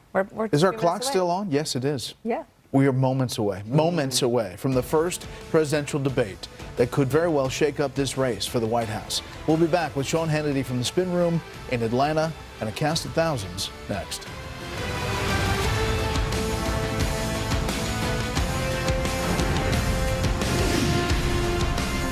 Here we go again. This election is heating up. I can't wait to watch like this. But the Daily Show news team is barely breaking a sweat. Every new scandal just cancels out a different scandal until you become president. It's an ancient tactic called politics. I don't know, just pick one. Not all elections are created equal. Some are much worse than others. Comedy Central's The Daily Show on Comedy Central and next day on Paramount Plus. What impacts you every day? Undeniably, there's one influential book that shapes the way we measure, create, and ignite change. The Bible's impact is all around you. Discover how at Museum of the Bible. In our family, there was a passion for glassmaking that's passed down through the generations. We stood on some pretty broad shoulders to get to where we're at today. On Ancestry, I was able to actually put together our family tree. Each person is a glassworker. That's why we do what we do. We can't help it. The glass blowing, that's a part of our DNA. It's in my blood, it's in my history. It's my job to make sure that this shop makes it to the next generation. The day you get your Clear Choice dental implants makes every day a let's dig in day, a chow down day, a take a big bite day, a perfectly delicious day, a love my new teeth day. Because your Clear Choice day is the day everything is back on the menu. A Clear Choice day changes every day. Schedule a free consultation. Boys and girls, we're going to go to Seat Workshop. At Abeka Academy, the class size is 1. Start your free trial and save $100 today. With so many choices on Booking.com, there are so many Tina Feys I could be. So I hired body doubles to help me out. Splurgy Tina loves a hotel near Rodeo Drive. Oh, Tina. Wild Tina booked a farm stay to ride this horse. Glenn Close? With millions of possibilities. You can book whoever you want to be. That's my line. Booking.com. Yeah. As a cardiologist, when I put my patients on a statin to reduce cholesterol, I also tell them it can deplete their CoQ10 levels. I recommend taking Cunol CoQ10. Cunol has 3 times better absorption than regular CoQ10. Cunol, the brand I trust. With Govex.com, military, first responder, and government service backgrounds get unbeatable discounts on thousands of top brands. Go check out Govex.com today and access the benefits you've earned. Govex. Savings for those who serve. After Trump and Biden face off, watch special post-Democracy 24 coverage you won't see anywhere else. Plus, Sean Hannity from The Spin Room. Everyone deserves a healthcare partner who's there for what matters. In a world where it seems everything's a bazillion dollars, Old Chicago brings you the $9.99 unbelievable lunch. A 2-topping individual pizza, salad, and a drink, just $9.99. Weekdays for a limited time at Old Chicago. That feeling when you discover an epically whitening charcoal toothpaste? Holy She means holy spit. Hello. Why did we get internet from this cell phone company?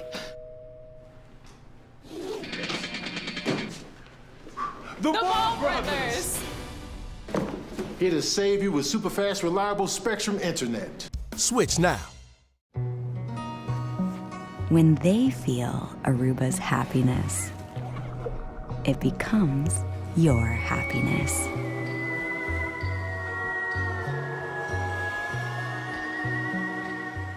In 3 seconds, this couple will share a perfect moment. Oh, wow. But we gotta sell our houses. Well, almost perfect. Don't worry, just sell directly to Open Door. Close in a matter of days. When life stores open, we'll handle the house. Some days, it's okay to look forward to all the ups and downs. Date nights can happen in broad daylight, and every day can end at the bang. Some days, you don't need a reason to just have fun. Save on tickets at worldsoffun.com. Worlds of Fun, for the fun of it.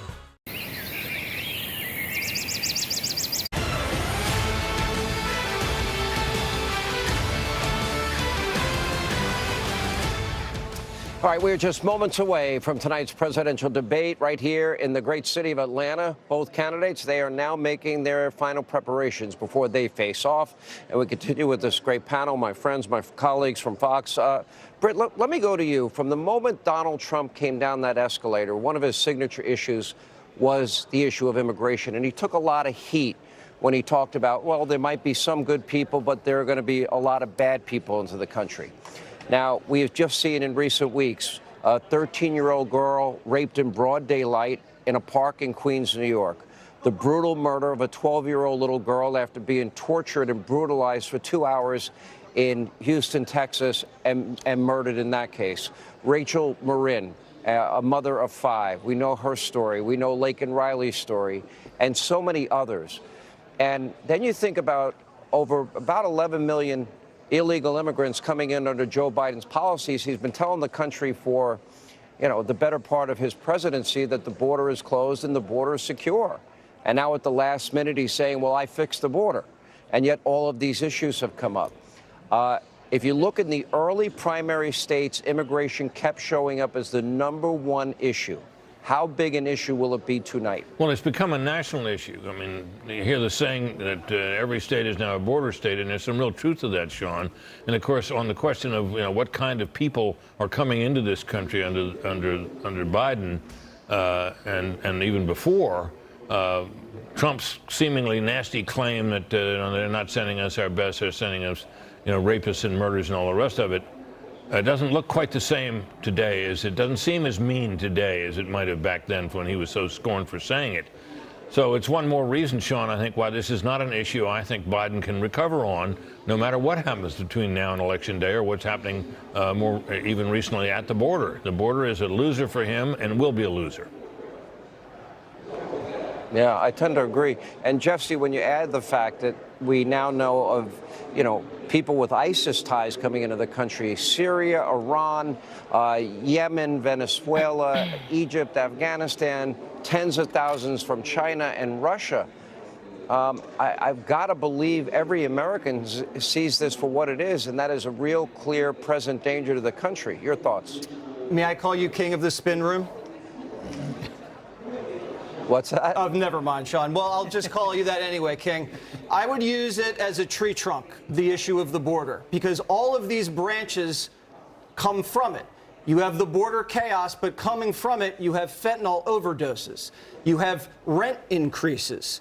You have school chaos. You have migrant crime, which affects women. And now you have an ISIS national security threat.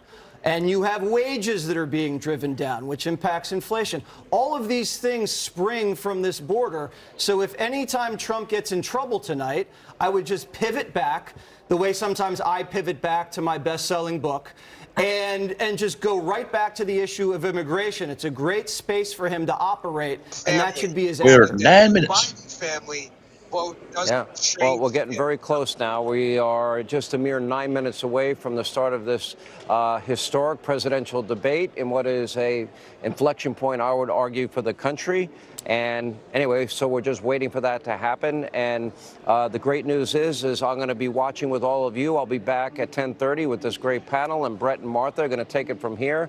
And then Hannity, we got a great show at 11 o'clock Eastern, and we'll be getting a lot of reaction. Guys, thank you for having me on.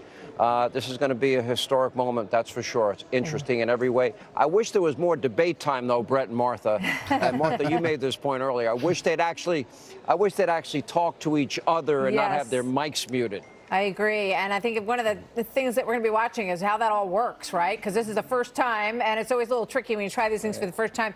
I also just want to mention that Jen O'Malley-Dillon, the campaign manager for Joe Biden, said he will address the age issue head on, basically. And he will make his argument for how that he's up to the job. So that's going to be very interesting. So this is obviously something that the 16 have weighed in on, and they've come to some kind of conclusion about how to do this. And it'll be buckle fascinating. your seatbelt, because it's going to get interesting. The moment we've been waiting for, now just minutes away. You can see it right here on Fox. The presidential debate about to kick off in Atlanta. The keys to victory for both candidates as we cap off our pregame coverage and get ready. Pop the popcorn.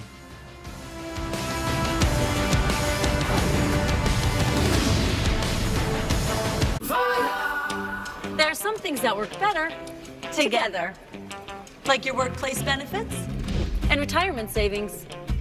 Presentation looks great. Thanks. Voya provides tools that help you make the right investment and benefit choices so you can reach today's financial goals. That one. And look forward to a more confident future. That is one dynamic duo. Voya. Well planned, well invested, well protected. Did you know Sling has your favorite news programs for just $40 a month? My favorite news for just $40 a month? My favorite news for just $40 a month? $40 a month? My favorite news for just $40 a month? $40? Get your favorite news for $40 a month. Sling lets you do that. When you're in the military, you're really close with your brothers and your sisters that are in the military with you. And when you get out of the military, you kind of lose that until you find a new family. We could talk about our struggles and the things that we did overseas. And not everybody can do that. Adam, what's up? How's it going, brother? We live pretty close to each other, so he's always coming over. And when I go to Jack's house, we watch a lot of football, hang out, we go outside. The friendship has kind of grown into a family.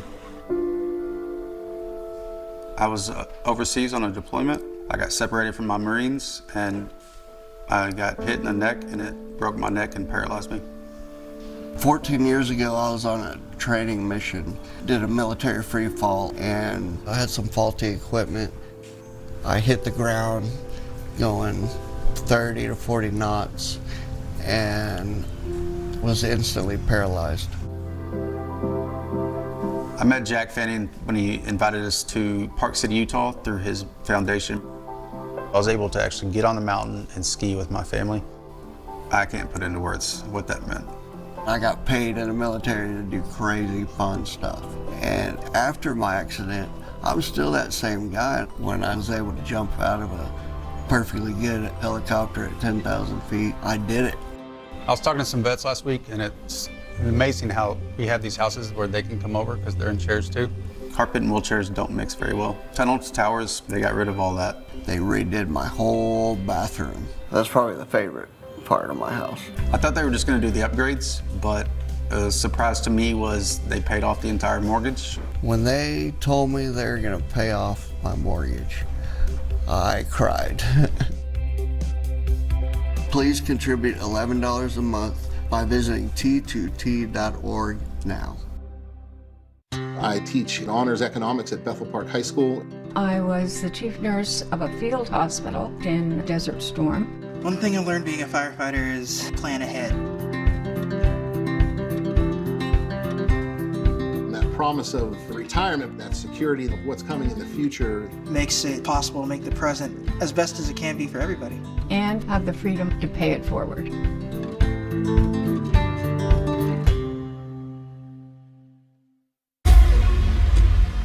My primary function is to create a balance and avoid a war. There's some new players in town, and they brought the plague. Why are you back? Because I missed you. When I act, I do so with purpose. You got my attention. You don't want that. What happened to Kingston?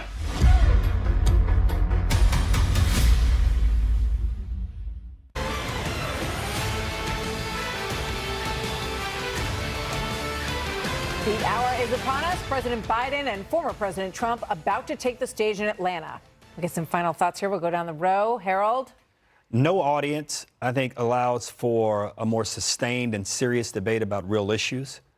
And the winner in that will be the people, because we'll get an opportunity to see it. So I'm looking forward. Dana. This is the first time that people will be able to hear a little bit more We than are 2 one-word minutes. answers from Joe Biden, who just shouts yes, We're no at 2 to the minutes. press corps when they walk by. The other thing, there's an elephant in the room, and Live. it is the Vice President of the United States. And Carry you the can bet that beats. President President Trump will bring her Live. up, and that a lot of ZhpXnews. voters are listening to find out what he's going to say about that. Jesse? I've retired from making bold predictions. So I will be saying that nothing will change. I will be saying that the polling will stay the same. The race is locked in. People understand their economic situation. Not much Joe Biden can say that's going to change how people feel about this country right now. That sounds like a prediction. It's not bold, though.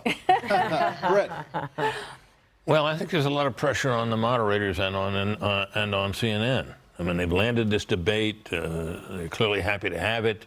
They've been struggling with audience ratings for years now. But now they've ended up in a situation where it's going to be everywhere. Everybody will have it.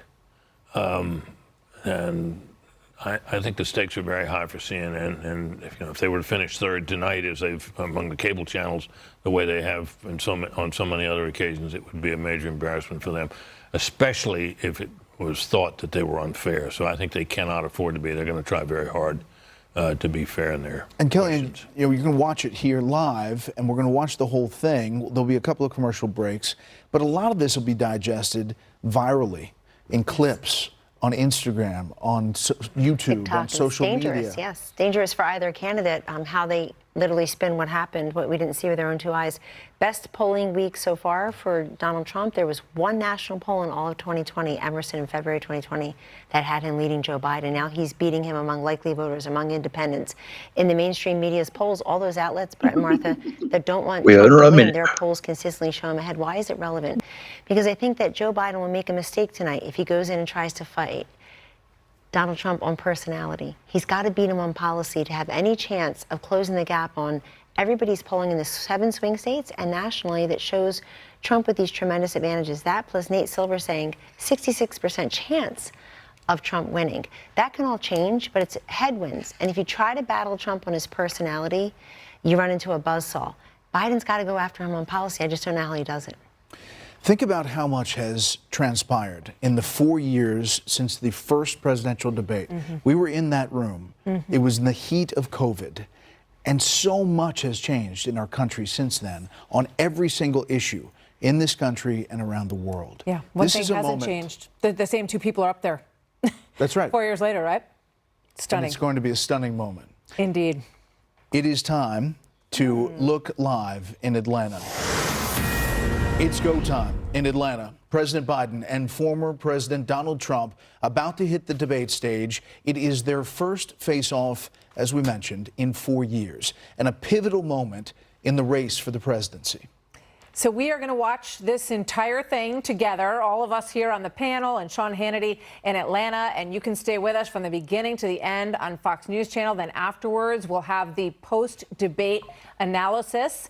And Sean will take over at 11 o'clock Eastern. It's going to be fascinating to watch this. And, you can just sort of hear their hearts palpitating probably from both sides of the stage at this point. Both men will walk out onto the stage. They will face each other for the first time in 4 years. They've talked past each other. Their commercials have run. The campaigns have hurled insults. Now, the two men are on the stage, and the White House is on the line. We'll see if there is a handshake here, and we'll watch this open right now. Make his case to the American people with just over 4 months until Election Day. Good evening, I'm Dana Bash, anchor of CNN's Inside Politics and co-anchor of State of the Union. I'm Jake Tapper, anchor of CNN's The Lead and co-anchor of State of the Union. Dana and I will co-moderate this evening. Our job is to facilitate a debate between the two candidates tonight. Before we introduce them, we want to share the rules of the debate with the audience at home.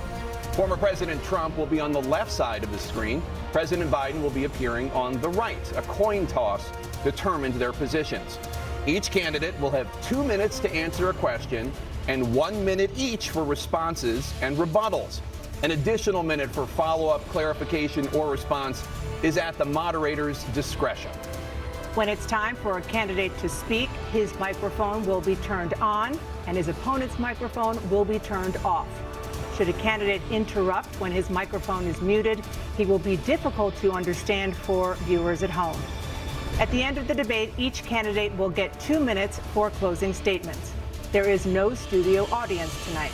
Pre-written notes, props, or contact with campaign staff are not permitted during the debate. By accepting our invitation to debate, both candidates and their campaigns agreed to accept these rules. Now, please welcome the 46th President of the United States, Joe Biden. Folks, how are you?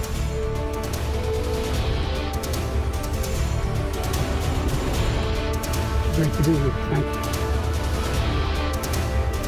And please welcome the 45th President of the United States, Donald Trump.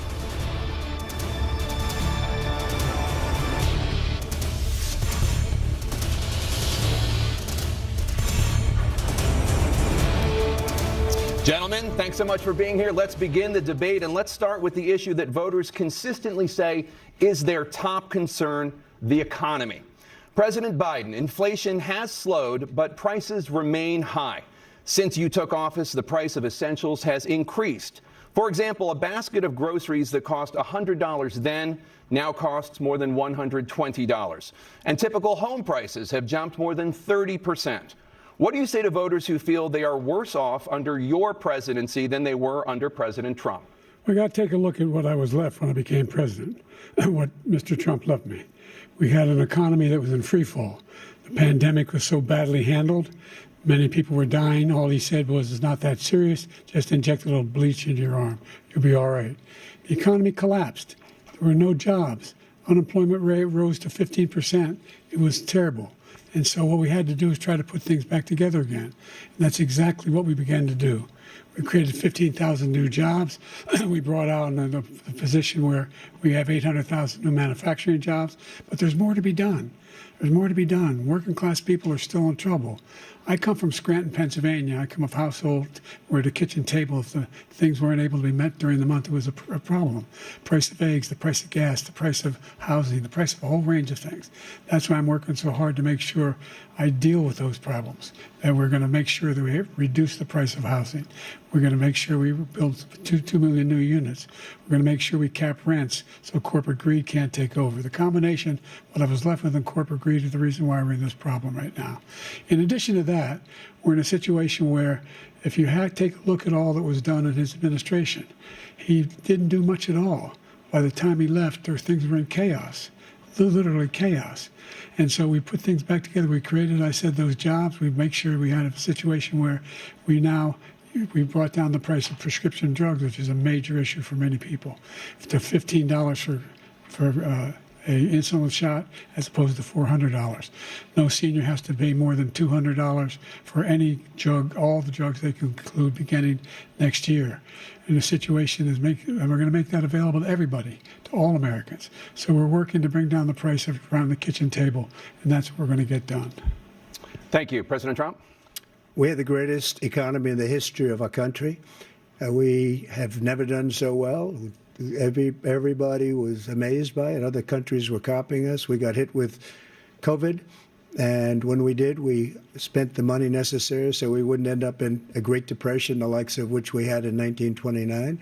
By the time we finished, so we did a great job. We got a lot of credit for the economy, a lot of credit for the military, and no wars, and so many other things. Everything was rocking good. But the thing we never got the credit for, and we should have, is getting us out of that COVID mess. He created mandates that was a disaster for our country. But other than that, we had given them back a country where the stock market actually was higher than pre-COVID, and nobody thought that was even possible. The only jobs he created are for illegal immigrants and bounce-back jobs, a bounce back from the COVID. He has not done a good job. He's done a poor job, and inflation's killing our country. It is absolutely killing us. Thank you. President Biden? Well, look, the greatest economy in the world, he's the only one who thinks that, I think. I don't know anybody else who thinks he had the greatest economy in the world. And, you know, the fact of the matter is that we find ourselves in a situation where his economy, he rewarded the wealthy. He had the largest tax cut in American history, $2 trillion.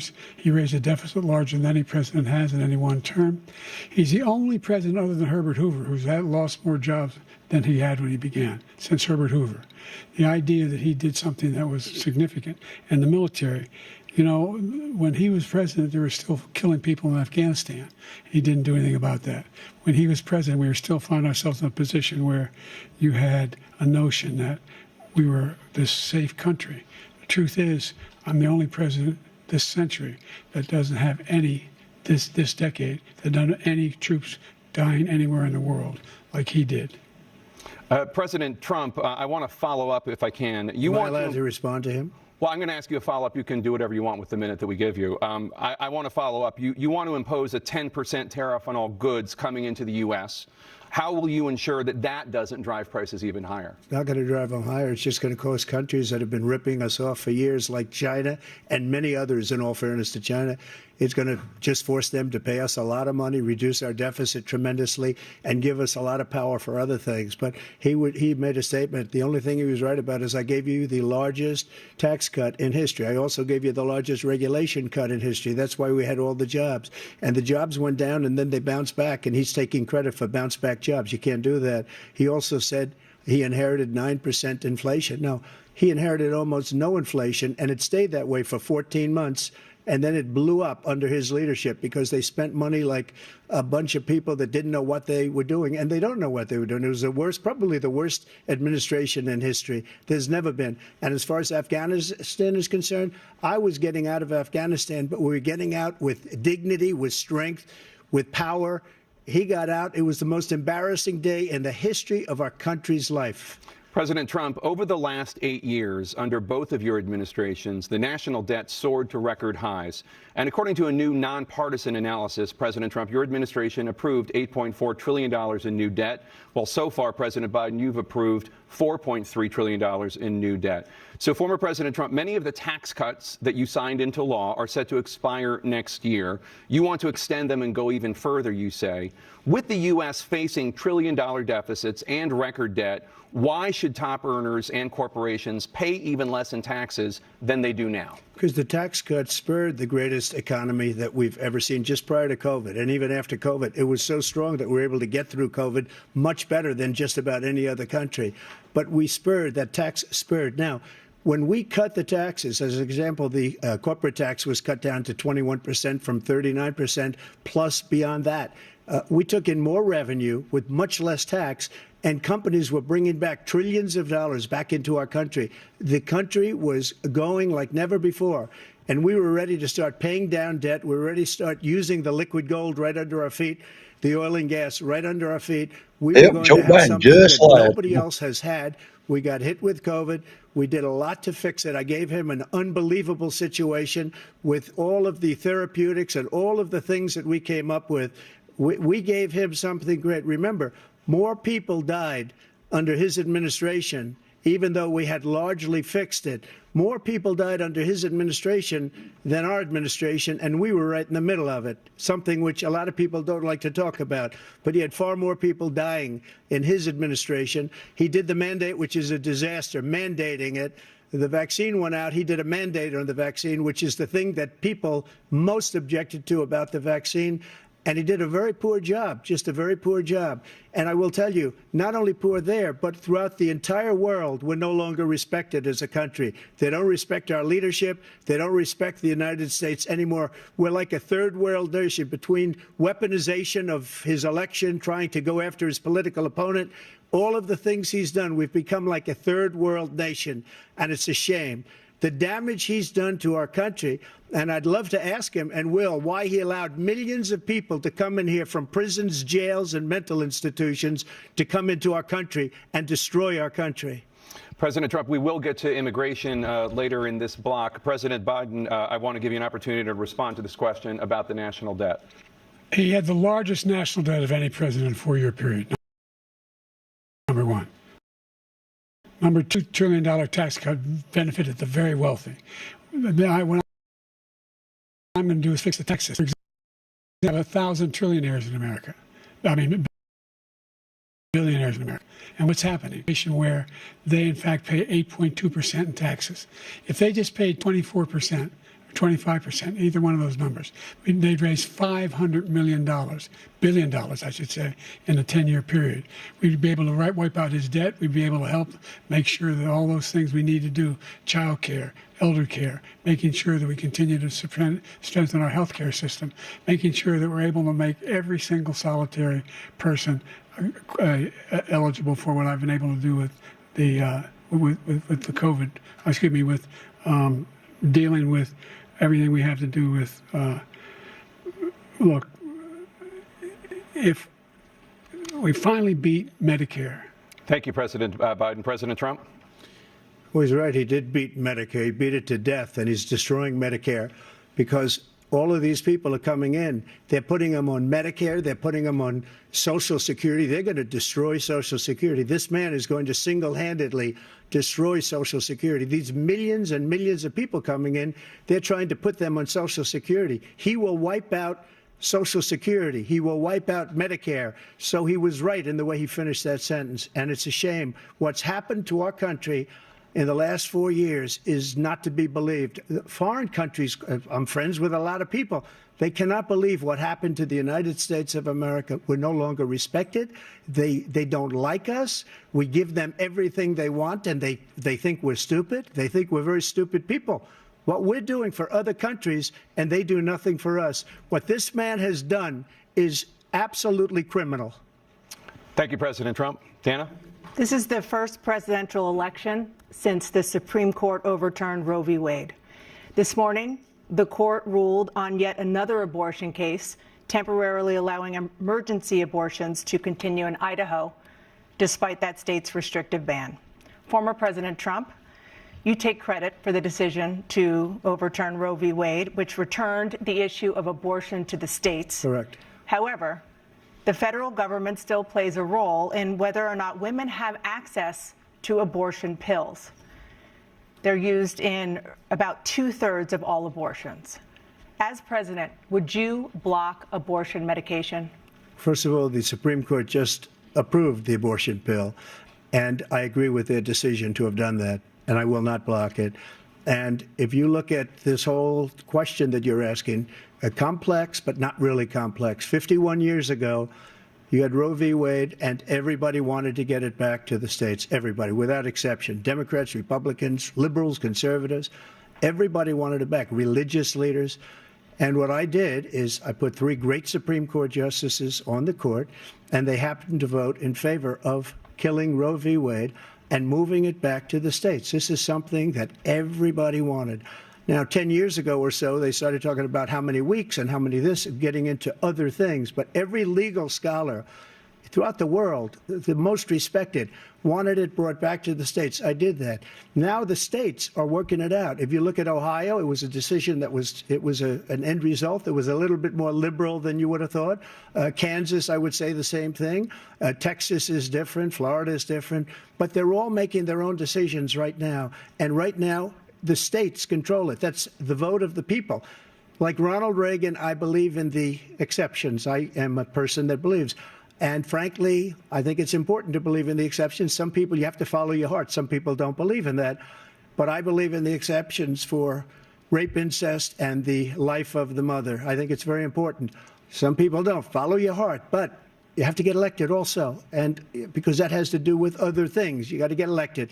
The problem they have is they're radical because they will take the life of a child in the 8th month, the 9th month, and even after birth. After birth, if you look at the former governor of Virginia, he was willing to do this. He said, we'll put the baby aside and we'll determine what we do with the baby, meaning we'll kill the baby. What happened is we brought it back to the states, and the country is now coming together on this issue. It's been a great thing. Thank you. President Biden? It's been a terrible thing, what you've done. The fact is that the vast majority of constitutional scholars supported Roe when it was decided. Supported Roe. And that's this idea that they're all against it is just ridiculous. And this is the guy who says the state should be able to have it. We're in a state where in 6 weeks, you don't even know whether you're pregnant or not, but you cannot see a doctor, and have him decide on what your circumstances are, whether you need help. The idea that states are able to do this is a little like saying we're going to turn civil rights back to the states. Let each state have a different rule.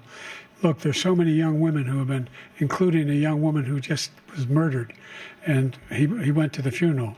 The idea that she was murdered by an immigrant coming in, they talk about that. But here's the deal. There's a lot of young women who are being raped by their in-laws, by their spouses, brothers and sisters, it's just ridiculous. And they can do nothing about it. And they try to arrest them when they cross state lines. Thank you.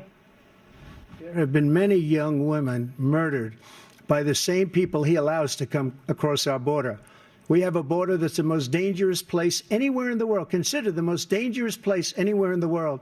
And he opened it up, and these killers are coming into our country, and they are raping and killing women. And it's a terrible thing. As far as the abortion is concerned, it is now back with the states. The states are voting. In many cases, it's frankly a very liberal decision. In many cases, it's the opposite. But they're voting, and it's bringing it back to the vote of the people, which is what everybody wanted, including the founders, if they knew about this issue, which, frankly, they didn't. But they would have, everybody wanted brought back. Ronald Reagan wanted it brought back. He wasn't able to get it. Everybody wanted it brought back, and many presidents had tried to get it back. I was the one to do it. And again, this gives it the vote of the people, and that's where they wanted it. Every legal scholar wanted it that way. Staying on the topic of abortion, President Biden, 7 states, I'll let you do that. This is the same topic. 7 states have no legal restrictions on how far into a pregnancy a woman can obtain an abortion. Do you support any legal limits on how late a woman should be able to terminate a pregnancy? I supported Roe v. Wade, which had 3 trimesters. The first time is between the woman and the doctor. Second time is between the doctor and an extreme situation. The third time is between the doctor, between the woman and the state. The idea that the politicians, that the founders wanted the politicians to be the ones making decisions about women's health is ridiculous. That's the last. No politician should be making that decision. A doctor should be making those decisions. That's how it should be run. That's what you're going to do. And if I'm elected, I'm going to restore Roe v. Wade. So that means he can take the life of the baby in the 9th month and even after birth, because some states, Democrat run, take it after birth. Again, the former governor of Virginia, put the baby down, then we decide what to do with it. So he's willing to, as we say, rip the baby out of the womb in the 9th month and kill the baby. Nobody wants that to happen, Democrat or Republican. Nobody wants it to happen. That is simply not true. The Roe v. Wade does not provide for that. That's not the circumstance. Only if a woman's life is in danger, she's going to die. That's the only circumstance in which that can happen. But we are not for late-term abortion, period, period, period. Under Roe v. Wade, you have late-term abortion. You can do whatever you want, depending on the state. You can do whatever you want.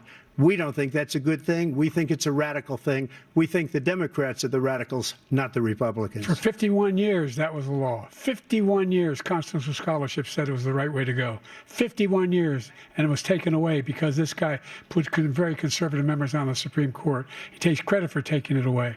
What's he going to do? What's he going to do, in fact, if the MAGA Republicans, he gets elected, and the MAGA Republicans control the Congress, and they pass a universal ban on abortion, period, across the board at 6 weeks or 7 or 8 or 10 weeks, something very, very conservative. Is he going to sign that bill?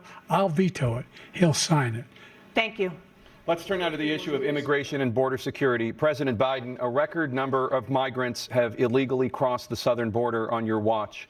Overwhelming border states and overburdening cities such as New York and Chicago, and in some cases causing real safety and security concerns. Given that, why should voters trust you to solve this crisis? Because we worked very hard to get a bipartisan agreement that not only changed all of that, it made sure that we are in a situation where you had no circumstance where they could come across the border with the number of border police there are now. We significantly increased the number of asylum officers. By the way, the Border Patrol endorsed my position. In addition to that, we find ourselves in a situation where when he was president, he was separating babies from their mothers, putting them in cages, making sure the families were separated. That's not the right way to go. What I've done since I've changed the law, what's happened? I've changed it in a way that now you're in a situation where there are 40% fewer people coming across the border illegally. That's better than when he left office. And I'm going to continue to move until we get the total ban on the total initiative relative to what we can do with more Border Patrol and more asylum officers. President Trump? I really don't know what he said at the end of that sentence. I don't think he knows what he said either. Look, we had the safest border in the history of our country. The border, all he had to do was leave it. All he had to do was leave it. He decided to open up our border, open up our country to people that are from prisons, people that are from mental institutions, insane asylum, terrorists. We have the largest number of terrorists coming into our country right now, all terrorists, all over the world, not just in South America, all over the world. They come from the Middle East, everywhere. All over the world, they're pouring in. And this guy just left it open. And he didn't need legislation because I didn't have legislation. I said, close the border. We had the safest border in history. In that final couple of months of my presidency, we had, according to Border Patrol, who is great, and by the way, who endorsed me for president, but I won't say that, but they endorsed me for president. Brandon, just speak to him. But look, we had the safest border in history. Now we have the worst border in history. There's never been anything like it. And people are dying all over the place, including the people that are coming up in caravans. Thank you, President Trump. President Biden?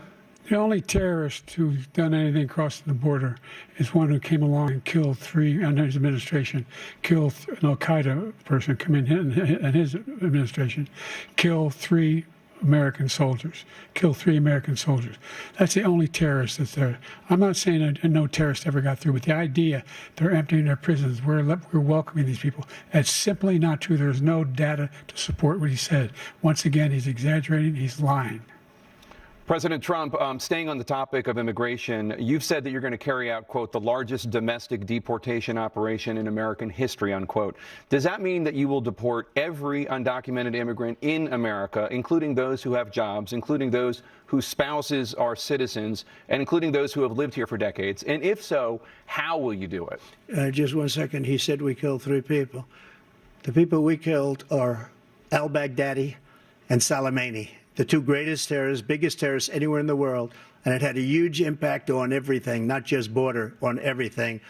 He's the one that killed people with the bad water, including hundreds of thousands of people dying, and also killing our citizens when they come in. We are living right now in a rat's nest. They're killing our people in New York, in California, in every state in the union, because we don't have borders anymore. Every state is now a border. And because of his ridiculous, insane, and very stupid policies, people are coming in and they're killing our citizens at a level that we've never seen. We call it migrant crime. I call it Biden migrant crime. They're killing our citizens at a level that we've never seen before. And you're reading it like these 3 incredible young girls over the last few days. One of them, I just spoke to the mother, and they just had the funeral for this girl, 12 years old. This is horrible what's taken place. What's taken place in our country, we're literally an uncivilized country now. He doesn't want it to be. He just doesn't know. He opened the borders. Nobody's ever seen anything like. And we have to get a lot of these people out, and we have to get them out fast because they're going to destroy our country. Just take a look at where they're living. They're living in luxury hotels in New York City and other places. Our veterans are on the street. They're dying because he doesn't care about our veterans. He doesn't care. He doesn't like the military at all, and he doesn't care about our veterans. Nobody been worse. I had the highest approval rating for veterans taking care of the VA. He has the worst. He's gotten rid of all the things that I approved, choice that I got through Congress, all of the different things I approved, they abandoned. We had by far the highest, and now it's down in less than half because he's done all these great things that we did. And I think he did it just because I approved it, which is crazy. But he has killed so many people at our border by allowing all of these people to come in. And it's a very sad day in America. President Biden, you have the mic. Every single thing he said is a lie. Every single one. For example, veterans are a hell of a lot better off since I passed the PACT Act. 1 million of them now have insurance, and their families have it. Their families have it because what happened, whether it was Agent Orange or burn pits, they're all being covered now. And his group opposed that. We're also in a situation where we have great respect for veterans. My son spent a year in Iraq, living next to one of those burn pits, came back with stage 4 glioblastoma. I was recently in France for D-Day, and I spoke all about those heroes that died. I went to the World War I cemetery he refused to go to. He was standing with his 4-star general, and he told me, he said, I don't want to go in there because they're a bunch of losers and suckers. My son was not a loser, was not a sucker. You're the sucker. You're the loser. President Trump? First of all, that was a made-up quote, suckers and losers. They made it up. It was in a third-rate magazine that's failing, like many of these magazines. He made that up. He put it in commercials. We've notified him. We had 19 people that said I didn't say it. And think of this. Who would say I'm at a cemetery or I'm talking about our veterans? Because nobody's taken better care. I'm so glad this came up, and he brought it up. There's nobody that's taken better care of our soldiers than I have. To think that I would, in front of generals and others, say suckers and losers. We have 19 people that said it was never said by me. It was made up by him, just like Russia was made up, just like the 51 intelligence agents are made up, just like the new thing with the 16 economists are talking. It's the same thing. 51 intelligence agents said that the laptop was Russia disinformation. It wasn't. That came from his son, Hunter.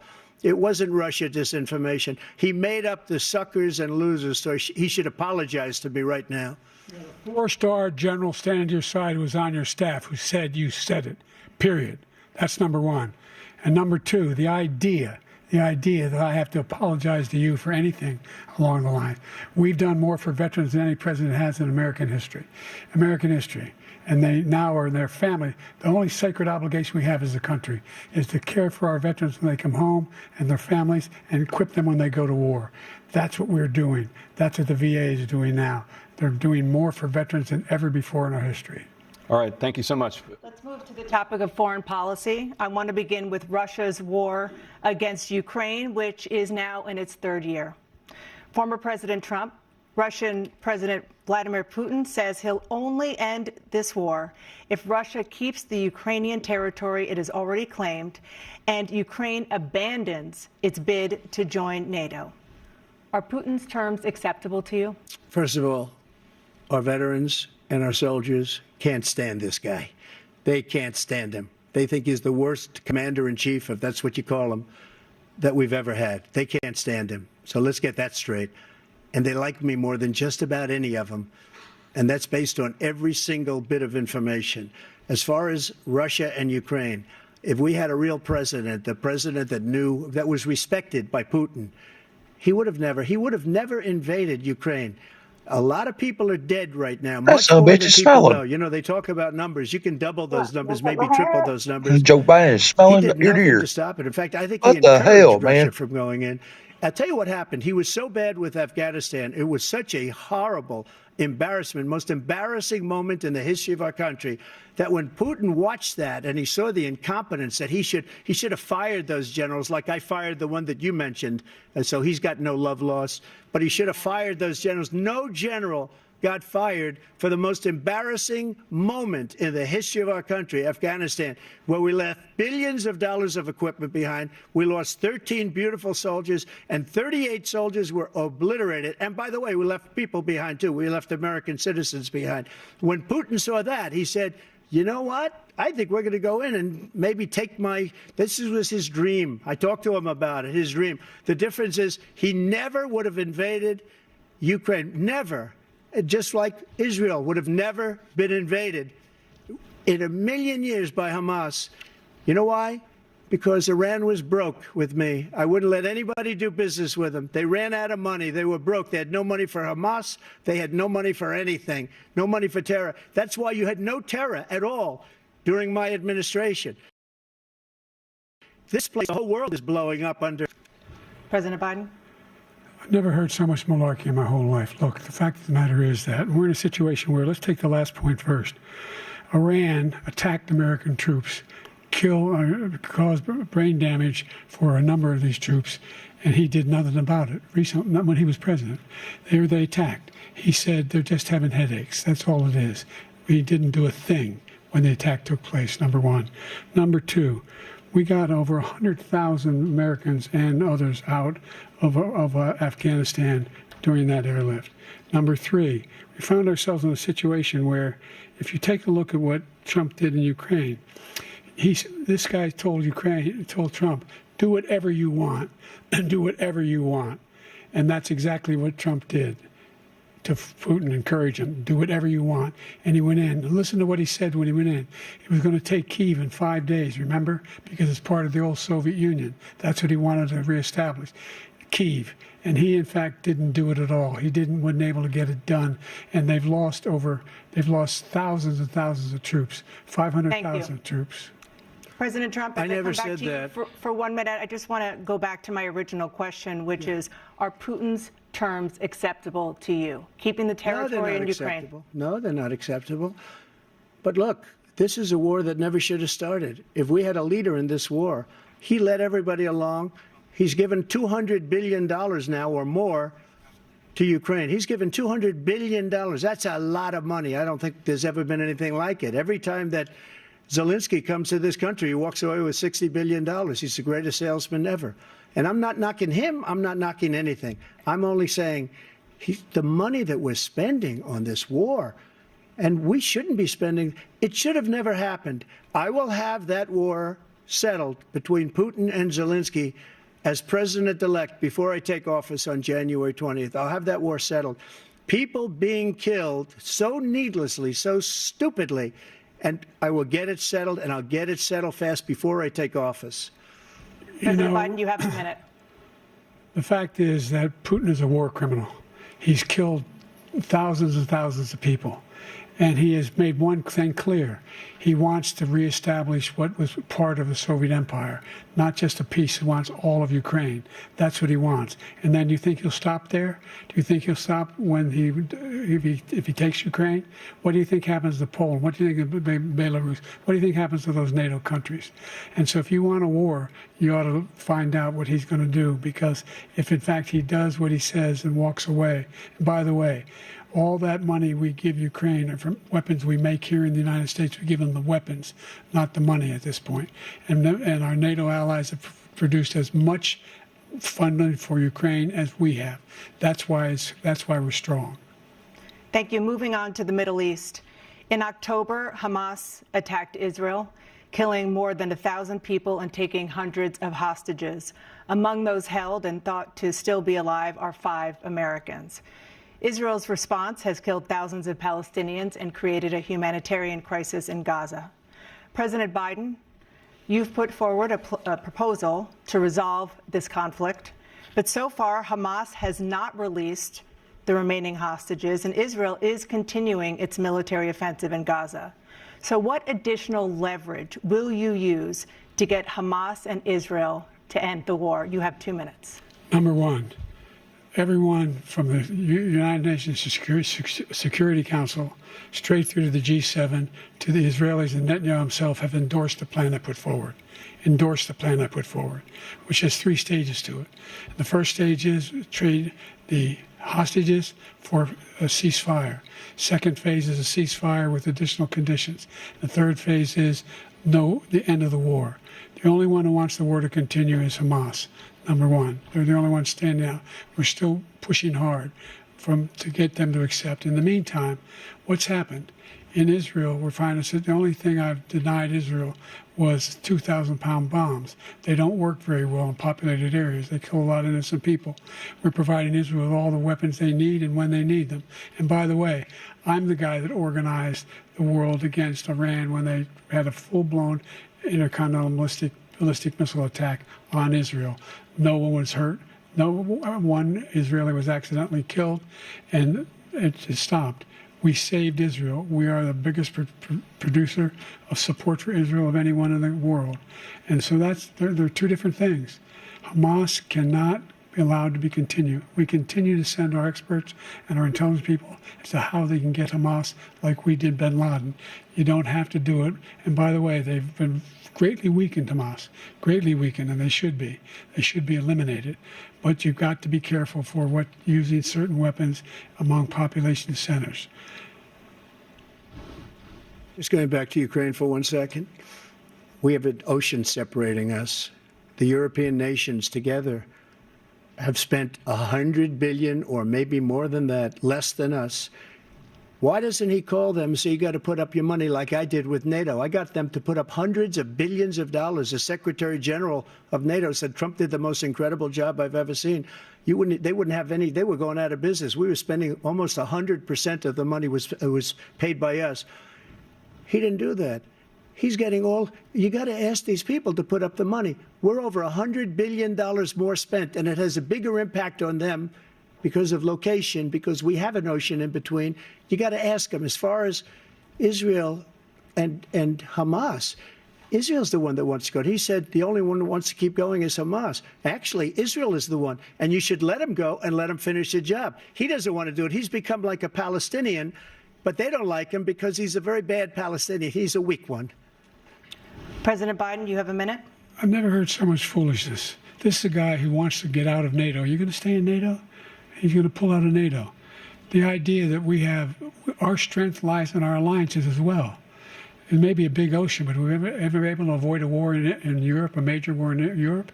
What happens if, in fact, you have Putin continue to go into NATO?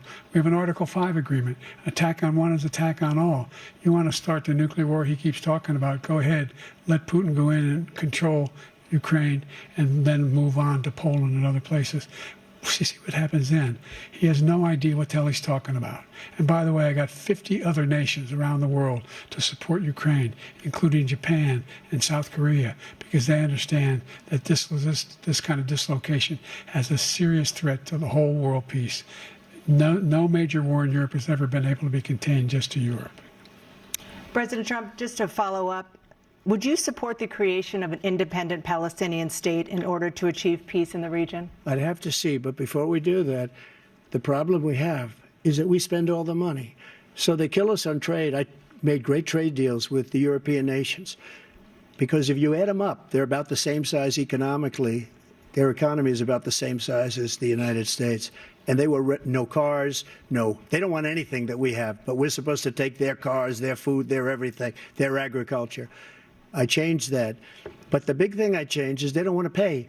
And the only reason that he can play games with NATO is because I got them to put up hundreds of billions of dollars. I said, and he's right about this, I said, no, I'm not going to support NATO if you don't pay. They asked me that question, would you guard us against Russia at a very secret meeting of the 28 states at that time, nations at that time? And I said, no, if you don't pay, I won't do that. And you know what happened? Billions and billions of dollars came flowing in the next day and the next months. But now we're in the same position. We're paying everybody's Thank you. bills. Let's turn to the issue of democracy. Former President Trump, I want to ask you about January 6, 2021. After you rallied your supporters that day, some of them stormed the Capitol to stop the constitutionally mandated counting of electoral votes. As president, you swore an oath to, quote, preserve, protect, and defend, unquote, the Constitution. What do you say to voters who believe that you violated that oath through your actions and inaction on January 6th and worry that you'll do it again? Well, I don't think too many believe that. And let me tell you about January 6th. On January 6th, we had a great border. Nobody coming through, very few. On January 6th, we were energy independent. On January 6th, we had the lowest taxes ever. We had the lowest regulations ever. On January 6th, we were respected all over the world. All over the world, we were respected. And then he comes in, and we're now laughed at. We're like a bunch of stupid people. What happened to the United States' reputation under this man's leadership is horrible, including weaponization, which I'm sure at some point you'll be talking about, where he goes after his political opponent because he can't beat him fair and square. You have 80 seconds left. My question was, what do you say to those voters who believe that you violated your constitutional oath through your actions and inaction on January 6, 2021, and worry that you'll do it again? Well, I didn't say that to anybody. I said peacefully and patriotically. And Nancy Pelosi, if you just watched the news from 2 days ago, on tape to her daughter, who's a documentary filmmaker, they say. But she's saying, oh, no, it's my responsibility. I was responsible for this. Because I offered her 10,000 soldiers or National Guard, and she turned them down. And the mayor in writing, by the way, the mayor in writing turned it down, the mayor of D.C. They turned it down. I offered 10,000 because I could see, I had virtually nothing to do. They asked me to go make a speech. I could see what was happening. Everybody was saying they're going to be there on January 6th. They're going to be there. And I said, you know what? There's a lot of people coming. You could feel it. You could feel it, too, and you could feel it. And I said, they ought to have some National Guard or whatever. And I offered it to her. And she now admits that she turned it down. And it was the same day she was, I don't know, she can't be very happy with her daughter because it made her into a liar. She said, I take full responsibility for January 6th. President Biden? Look, he encouraged those folks to go up on Capitol Hill, number one. I sat in the dining room off the Oval Office. He sat there for 3 hours watching, begging, being begged by his vice president and a number of his colleagues on the Republican side as well to do something, to call for a stop, to end it. Instead, they talked about these people being patriots and great patrons of America. In fact, he says he'll now forgive them for what they've done. They've been convicted. He says he wants to commute their sentences and say that no. But he went to every single court in the nation. I don't know how many cases, scores of cases, including the Supreme Court. And they said, no, this guy is responsible for doing what was done. He did do a damn thing. And these people should be in jail. And they should be the ones that are being held accountable. And he wants to let them all out. And now he says if he loses again, such a whiner that he is, that it could be a bloodbath. Thank you, President Biden. President Trump? What they've done to some people that are so innocent, you ought to be ashamed of yourself. What you have done, how you've destroyed the lives of so many people. When they ripped down Portland, when they ripped down many other cities, you go to Minnesota, Minneapolis, what they've done there, with the fires all over the city. If I didn't bring in the National Guard, that city would have been destroyed. When you look at all of they took over big chunks of Seattle. I was all set to bring in the National Guard. They heard that, they saw them coming, and they left immediately.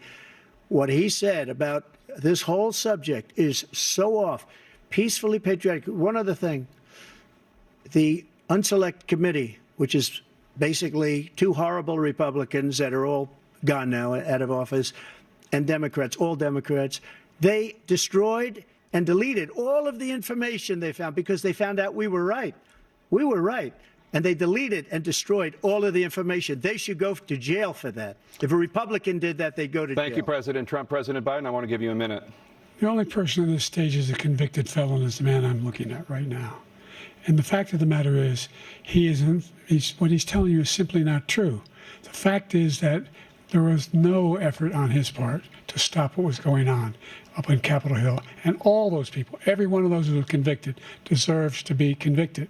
The idea that they didn't kill somebody, just went in and broke down doors, broke the windows, occupied offices, turned over desks, turned them over statues. The idea that those people are patriots?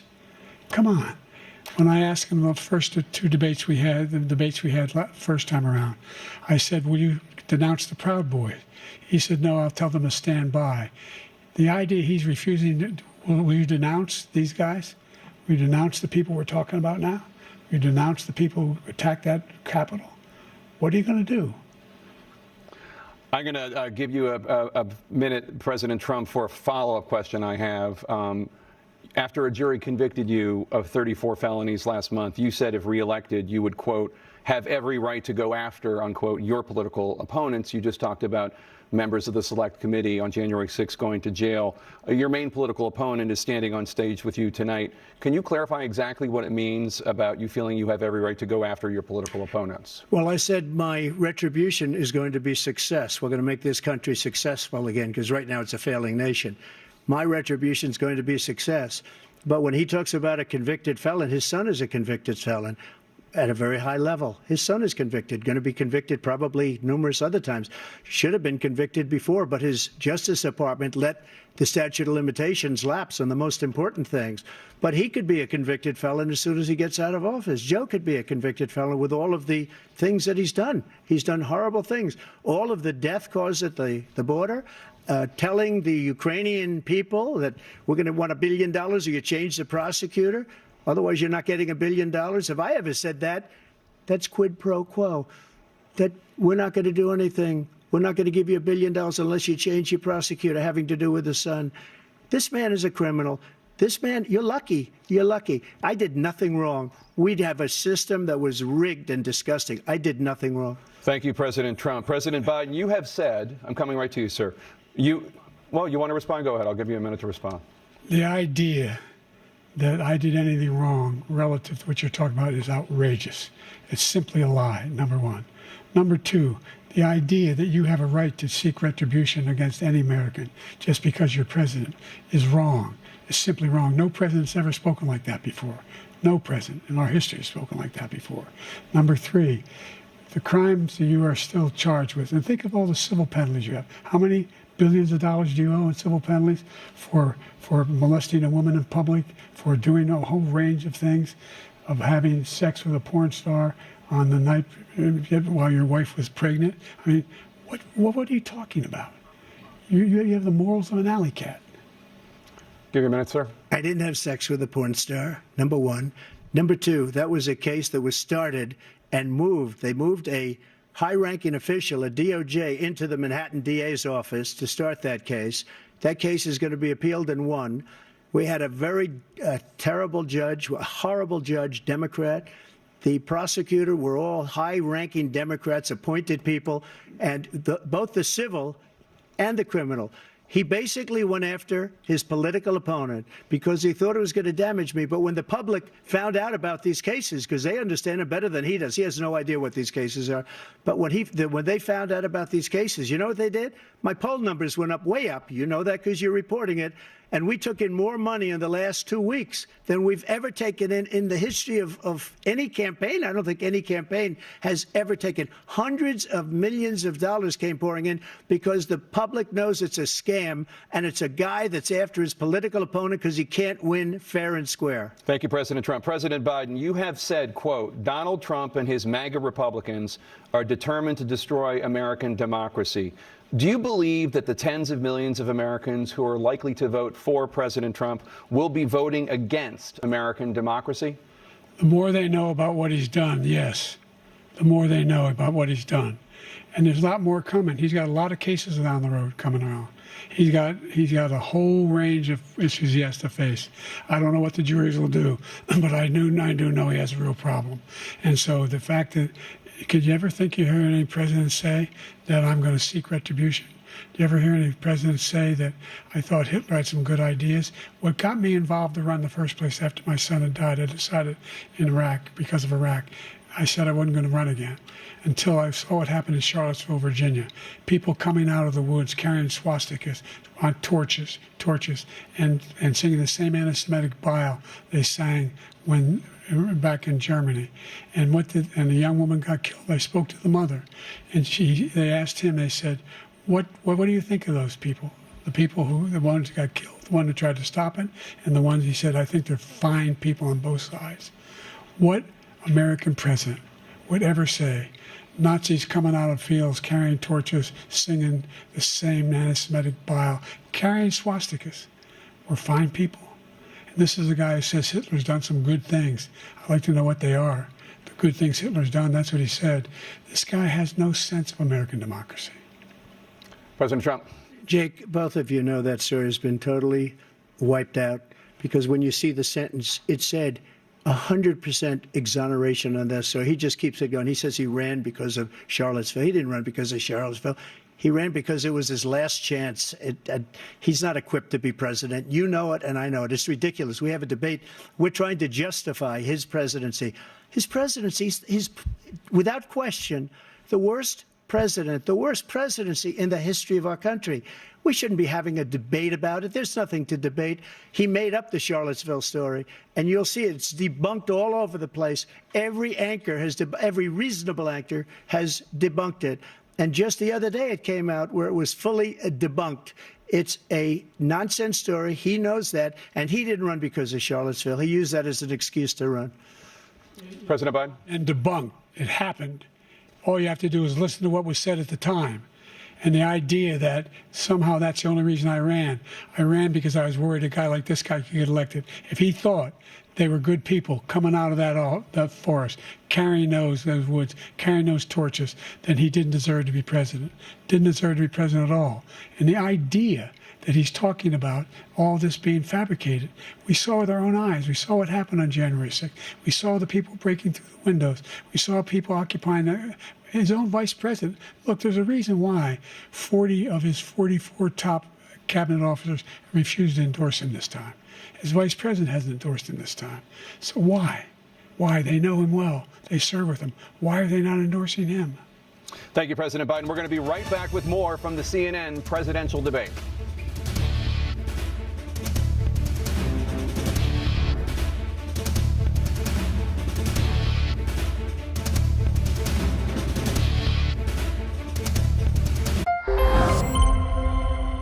Through the honors program at Acellus Academy, I was able to graduate early and get accepted into one of the best undergraduate to MD programs in the country. Through online learning at Acellus Academy, I found more challenging courses that propelled me towards excellence and secure $140,000 in college scholarships. Acellus Academy accelerated my learning experience because I was able to go at my own pace. The courses are professionally filmed and really bring the content to life. And Science Live with Roger Billings, which really inspired me to apply myself to my studies. As a father, I highly recommend Acellus Academy to any parent who wants to see the look of success in their child's eyes.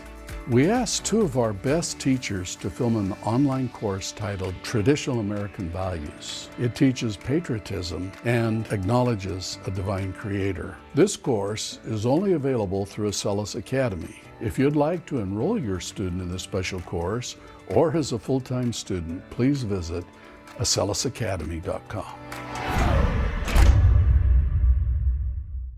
I teach honors economics at Bethel Park High School. I was the chief nurse of a field hospital in Desert Storm. One thing I learned being a firefighter is plan ahead.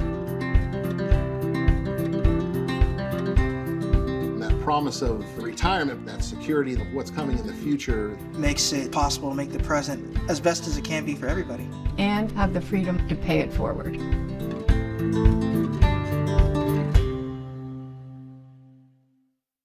At SimpliSafe, your safety is the only thing that matters. Introducing 24/7 LiveGuard protection, only from SimpliSafe. This exclusive technology allows SimpliSafe agents to help stop crime in real time by speaking through the Smart Alarm indoor camera. Stop. This is SimpliSafe. Police are on their way. For instant intruder deterrence and faster police response. Police have arrived. Your home is safe. Now install our advanced system your way. Have a pro set it up or easily do it yourself. There's no safe like SimpliSafe. This making you uncomfortable? Good. When you've got type 2 diabetes like me, you have up to 4 times greater risk of stroke, heart attack, or worse, death, even when meeting your A1C goal. Discomfort can help you act. I'm not trying to scare you. I'm empowering you to get real with your healthcare provider. Talk to them about lowering your risk of stroke, heart attack, or death. Here's to the courageous Americans. Here's to the selfless patriots. To the men and women who protect this way of life out here. We call them heroes.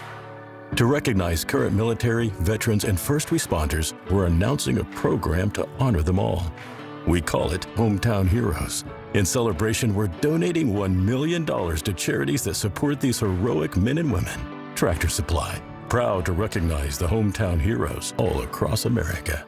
FoxNews.com just got a little better. We're still the go-to for politics, breaking news, but we've got so much more. Sports, entertainment, lifestyle. FoxNews.com, bringing you the world according to Fox. After the main event. Fight your fire! Get out of here! Donald Trump will have a message for you. Not in our house. Watch special post-Democracy 24 coverage you won't see anywhere else. Plus, Sean Hannity from the Spin Room. Welcome back to the CNN presidential debate live from Georgia. Let's talk about persistent challenges you both faced in your first terms and you'd certainly face again in a second term. President Biden, while black unemployment dropped to a record low under your presidency, black families still earned far less than white families. Black mothers are still 3 times more likely to die from pregnancy-related causes. And black Americans are imprisoned at 5 times the rate of white Americans. What do you say to black voters who are disappointed that you haven't made more progress? They acknowledge they made a lot of progress, number one. The fact of the matter is there's more small black businesses that have been started than any time in history. Number two, the wages of black unemployment is the lowest level it's been in a long, long time. Number three, we're trying to provide housing for black Americans and dealing with the segregation that exists among these corporations that collude to keep people out of their houses. And in addition to that, we find that the impact on the choice that black families have to make relative to child care is incredibly difficult. When we did the first major piece of legislation in the past, I was able to reduce black child care costs. I cut them in half. We got to make sure we provide for child care costs. We got to make sure, because when you provide those child care protections, you increase economic growth because more people can be in the job market. So there's more to be done, considerably more to be done. But we've done a great deal so far, and I'm not letting up, and they know it. You have 49 seconds left. What do you say to black voters who are disappointed with the progress so far? I say I don't blame them for being disappointed. Inflation is still hurting them badly. For example, I provided for the idea that any black family, first-time home buyer, should get a $10,000 tax credit to be able to buy their first home so they can get started. I made sure that we're in a situation where all those black families and those black individuals who had to take out student loans that were ballooning, that if they were engaged in nursing, doctor, and anything having to do with volunteerism, if they paid their bills for 10 years on their student debt, all the rest is forgiven after 10 years. Millions have benefited from that. And we're going to do a whole lot more for black families. Thank you, President Trump. And he caused the inflation. He's blaming inflation, and he's right, it's been very bad. He caused the inflation, and it's killing black families and Hispanic families and just about everybody. It's killing people. They can't buy groceries anymore. They can't. You look at the cost of food where it's doubled and tripled and quadrupled. They can't live. They're not living anymore. He caused this inflation. I gave him a country with essentially no inflation. It was perfect. It was so good. All he had to do is leave it alone. He destroyed it with his Green New scam and all this money that's being thrown out the window. He caused inflation. As sure as you're sitting there, the fact is that his big kill on the black people is the millions of people that he's allowed to come in through the border. They're taking black jobs now, and it could be 18, it could be 19, and even 20 million people. They're taking black jobs, and they're taking Hispanic jobs, and you haven't seen it yet, but you're going to see something that's going to be the worst in our history. Thank you. President Biden? There was no inflation when I became president. You know why? The economy was flat on its back. 15% unemployment. He decimated the economy, absolutely decimated the economy. That's why there was no inflation at the time. There were no jobs. We provided thousands of millions of jobs for individuals who are in all communities, including minority communities.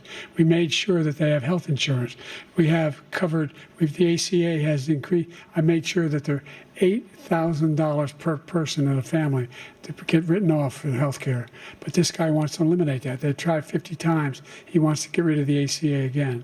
And they're going to try again if they win. You find ourselves in a position where the idea that we're not doing anything, we put more police on the street than any administration has. He wants to cut the cops. We're providing for equity and making sure people have a shot to make it. There's a lot going on, but in inflation, he caused it by his tremendous malfeasance in the way he handled the pandemic. Thank you. Another persistent challenge is the climate crisis. 2023 was the hottest year in recorded history, and communities across the country are confronting the devastating effects of extreme heat, intensifying wildfires, stronger hurricanes, and rising sea levels. Former President Trump, you've vowed to end your opponent's climate initiatives, but will you take any action as president to slow the climate crisis? Well, let me just go back to what he said about the police, how close the police are to him. Almost every police group in the nation from every state is supporting Donald J. Trump, almost every police group.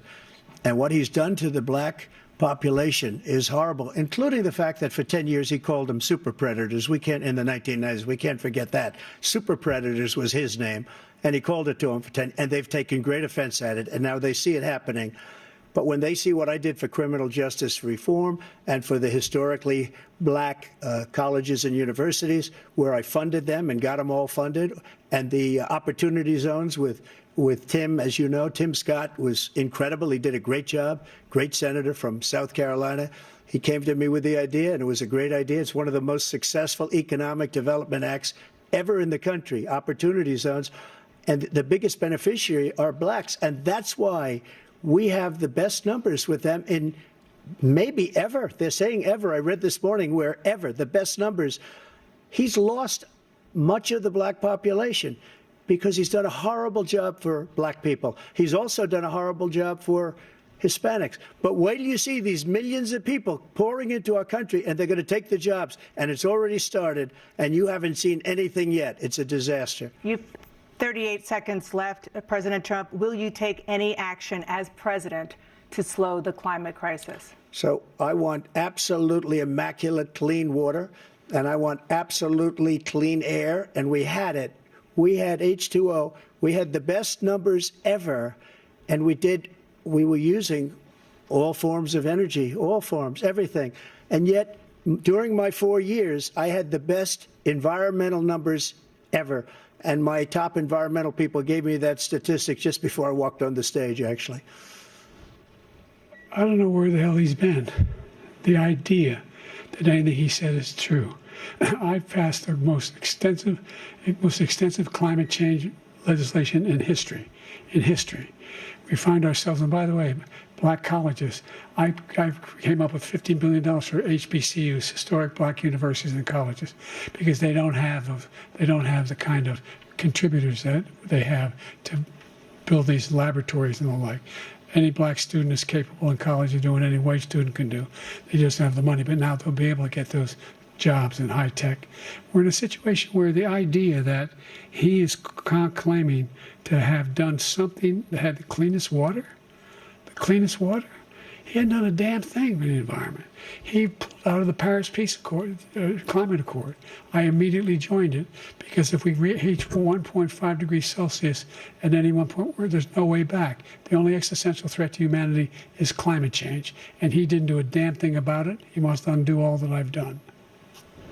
The Paris Accord was going to cost us $1 trillion, and China nothing, and Russia nothing, and India nothing.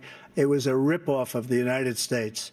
And I ended it because I didn't want to waste that money because they treat us horribly. We were the only ones. It was costing us money. Nobody else was paying into it. And it was a disaster. But everything that he said just now, I'll give you an example. I heard him say before insulin. I'm the one that got the insulin down for the seniors. I took care of the seniors. What he's doing is destroying all of our medical programs because the migrants coming in, they want everybody. And look, I have the biggest heart on the stage. I guarantee you that. And I want to take care of people. But we're destroying our country. They're taking over our schools, our hospitals, and they're going to be taking over Social Security. He is destroying Social Security, Medicare, and Medicaid. The idea is that we, in fact, we were the only ones of consequence who were not members of the Paris Accord. How can we do anything? We're not able to, the United States can't get its pollution under control. One of the largest polluters in the world, number one. We're making significant progress. By 2035, we will have cut pollution in half. We have made significant progress, and we're continuing to make progress. We set up a climate corps for thousands of young people will learn how to deal with climate, just like the Peace Corps. And we're moving in directions that are going to significantly change the elements of cause of pollution. But the idea that he claims that he has the biggest heart up here and he's really concerned about pollution and about climate, I've not seen any indication of that. And by the way, with regard to prescription drugs, one company agreed that they would reduce the price to $35, which I was calling for, one, voluntarily. I made sure every company in the world, every pharmaceutical company, cannot have to pay. Thank you. And by the way, so every day, millions of Americans struggle just to make ends meet. For many older Americans, Social Security provides a critical lifeline. President Biden, if nothing is done to Social Security, seniors will see their benefits cut in just over 10 years. Will you name tonight one specific step that you're willing to take to keep Social Security solvent? Yes, make the very wealthy begin to pay their fair share. Right now, everybody making under $170,000 pays 6% of their income, of their paycheck, every single time they get a paycheck from the time the first one they get when they're 18 years old. The idea that they're going to, I'm proposing that everybody, they pay, the millionaires pay 1%. 1%. So no one I would not raise the cost of Social Security for anybody under $400,000. After that, I began to make the wealthy begin to pay their fair share by increasing from 1% beyond to be able to guarantee the program for life. So you still have 82 seconds left. Are there any other measures that you think that would be able to help keep Social Security solvent, or is that one enough? Well, no, that one enough will keep it solvent. But the biggest thing I'll do if we defeat this man, because he wants to get rid of Social Security. He thinks there's plenty to cut in Social Security. He's wanting to cut Social Security and Medicare, both times. And that's what. And if you look at the program put forward by the House Republican caucus that he, I believe, supports, is in fact want to cut it as well. The idea that we don't need to protect our seniors is ridiculous. And by the way, the American public has greater health care coverage today than ever before. And on the ACA, as I said, you're in a circumstance where 400,000 people, 40 million people would not have insurance because they have a pre-existing condition. Only thing that allows them to have that insurance is the fact that they, in fact, are part of the ACA.